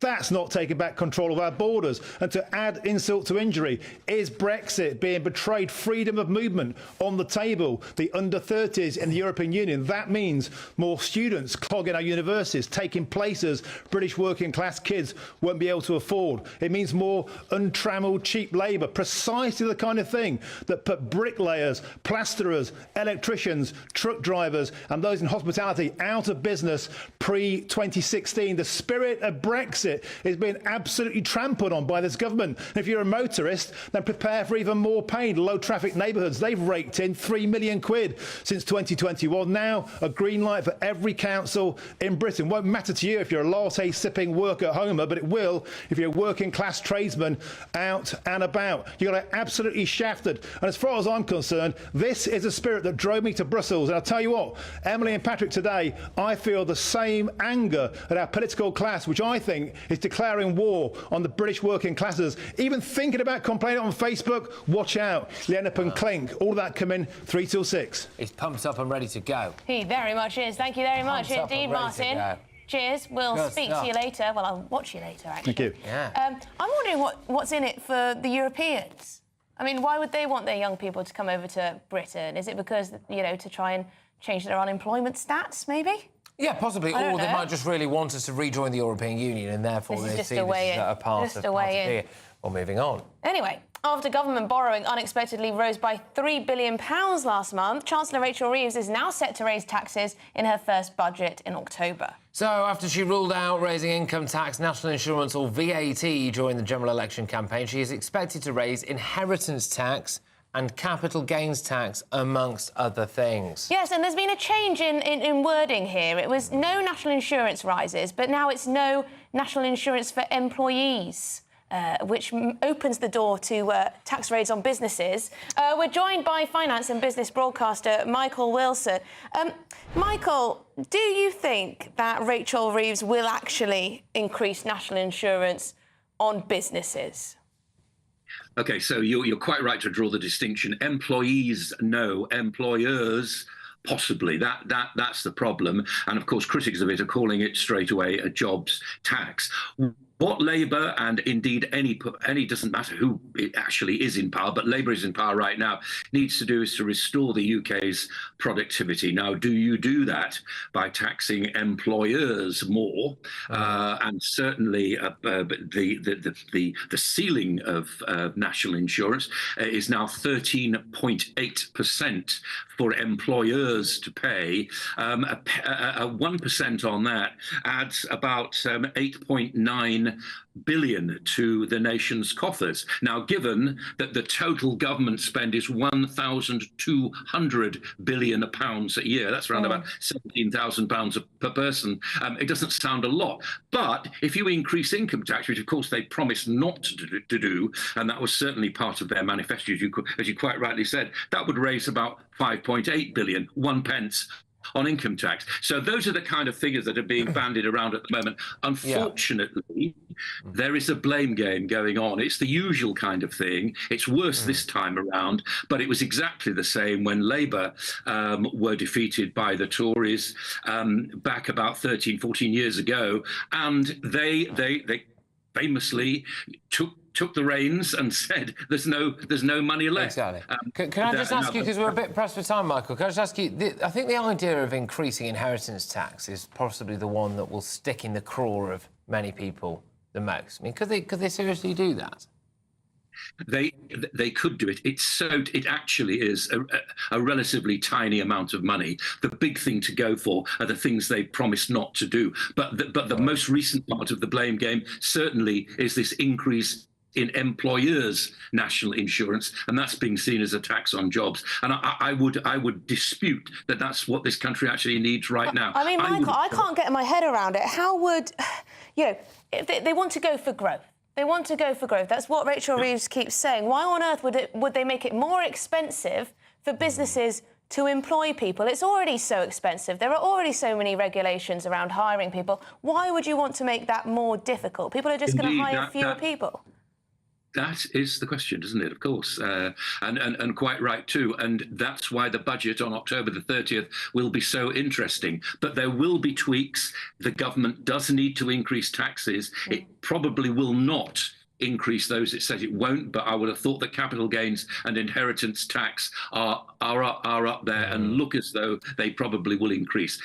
It's not a huge amount of money, but it's what Labour, I think, will probably do.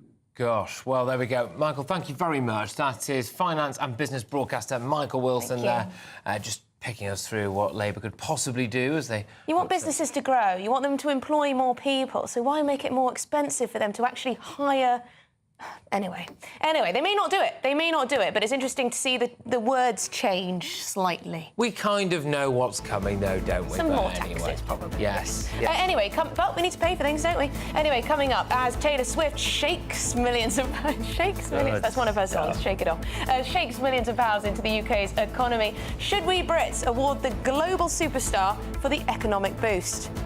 There's one idea. Next.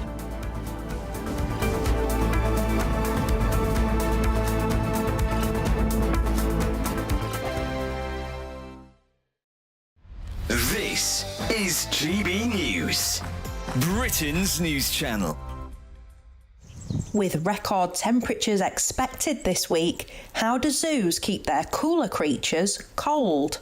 Well, at Yorkshire Wildlife Park, the polar bears are enjoying a vegetable ice block. Polar bears, they do have quite a variety of different temperatures that they naturally do find. Once they're moving off these polar ice caps, they are in the likes of down in the areas of Canada, Hudson Bay. Naturally, they were finding polar bears in 35-degree temperatures year upon year. So they are very much used to warm temperatures and heat waves as such. What you'll tend to find is they'll go for a good swim and then go for a snooze in the shade thereafter. Not wanting to miss out, the sea lions are treated to a huge fish lolly. In the hot weather, it's really important to give them ice because these guys, they don't drink salt water. These pools are actually saltwater pools. They actually drink fresh water. They've got 2 freshwater pools in their house, but again, being able to provide that in their outside enclosure is also really important. So offering them ice with their fish is not only enriching, but it's actually beneficial to their welfare as well. Other animals like the lemurs will be basking in the sun, but also cooling down with frozen sweet potato. So we've got 3 different species of lemur here. They come in all different shapes, colours, sizes, but they are native to Madagascar. Madagascar can get quite hot, understandably, so throughout the cold months here in Yorkshire, we do give them a nice heated house all year round, but especially making sure it's nice and warm in the winter for them. And it does mean that in the hot spells as well that we're able to keep our eyes on them and try and give them things that make them a bit more comfortable with that incoming hot weather as well. The frozen food on offer here certainly has the seal of approval on what could be the hottest day of the year. GB News, the People's Channel. I'm Andrew Pearce. This is GB News, the People's Channel, Britain's news channel. Join me, Camilla Tominey, for a frank and honest discussion with those in power that cuts through the spin and gets to the heart of the issues shaping our nation. You haven't confirmed that you want to stand as leader, but you haven't ruled it out either. This report basically says that he's not fit to stand trial. Is he indecisive? Incompetent? I deliver the dose of reality Westminster needs. That's the Camilla Tominey Show at 9:30 every Sunday on GB News, the People's Channel, Britain's news channel. I'm Bev Turner. Thank you for joining us on GB News, the People's Channel, Britain's news channel. I'm Mark Dolan, and this is GB News, the People's Channel, Britain's news channel.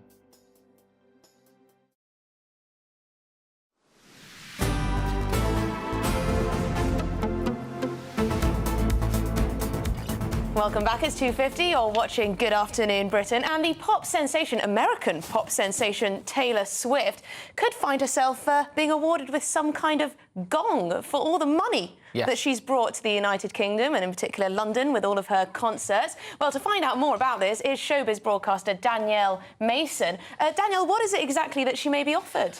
So she's been offered the freedom of the City of London, which going back to, it started in medieval times, I think it was 1237, and to receive this honour, it would entitle you, you know, to walk your sheep across London Tower Bridge, or to allow you to buy a house, something like that. But now, more in the modern times, it's more about gesture and gratitude, and it's granted to someone who's been a significant impact on the public.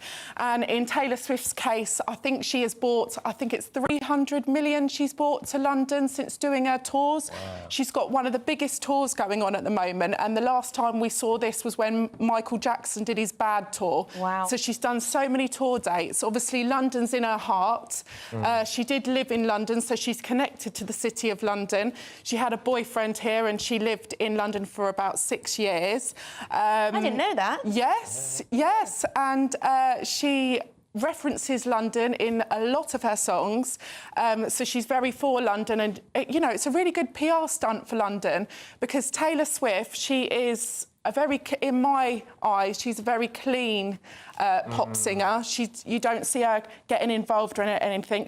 No, you don't see her stumbling out of nightclubs. No, nothing like taking that. any illegal substances or anything like that. No, nothing like that. But she's a cultural influence and a global impact. Her music, you know, she writes herself. It influences millions of people in the UK. But what I found interesting was it was the Lib Dems that wanted to get this on board. So is that a little tactic the Lib Dems are using to get all the youngsters on board that are collating together, loving a bit of Taylor Swift? It's so cynical, Danielle, but I think that is exactly what it's about. The Liberal Democrats, people forget about them in between elections a little bit sometimes. Just another stunt. They do have quite a lot of MPs, but yes, it's a stunt probably for what's his chops.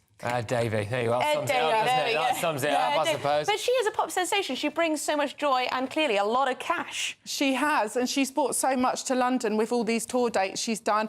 And, you know, London, it was just voted, I think, the second miserable place. Not London, England was voted. So, so she's brought this great... The joy. A joy, a bit of a joy to the UK. You know, everybody's out singing along rather than writing together, which is all good, so... That is good, yes. That is good. We approve of that. I'd kind of hoped that the freedom of the City of London would have meant that you could do whatever you want. No, she can only bring sheep across. But she can only drive the sheep across a particular bridge, apparently. Well, I think it's just a nice thing. She might be invited to a nice dinner, state banquet. I don't suppose she's commented on it yet, though, has she? I haven't seen any comments or anything, but, you know, just to add another thing that Taylor Swift's brought, I myself, I'm not into Taylor Swift's music, but she has, which really... warmed my heart, is that she's been, every time she's in a certain place doing a concert, she tops up the food banks. So she's really good. Yeah, she's really good. She's put in a lot of money into the UK food banks, which is really helping. Oh, well, there you go. Give her the freedom of the country. I don't mind her getting it. I don't mind her getting it. Thank you very much, Danielle. Thanks for having me. Great to speak to you about Swiftie, the Swift. All right, well, that's it from us, I'm afraid, but don't go anywhere because Martin Daubney is up next. I'll be back on your screens at 9 p.m. this evening, so I'll see you then.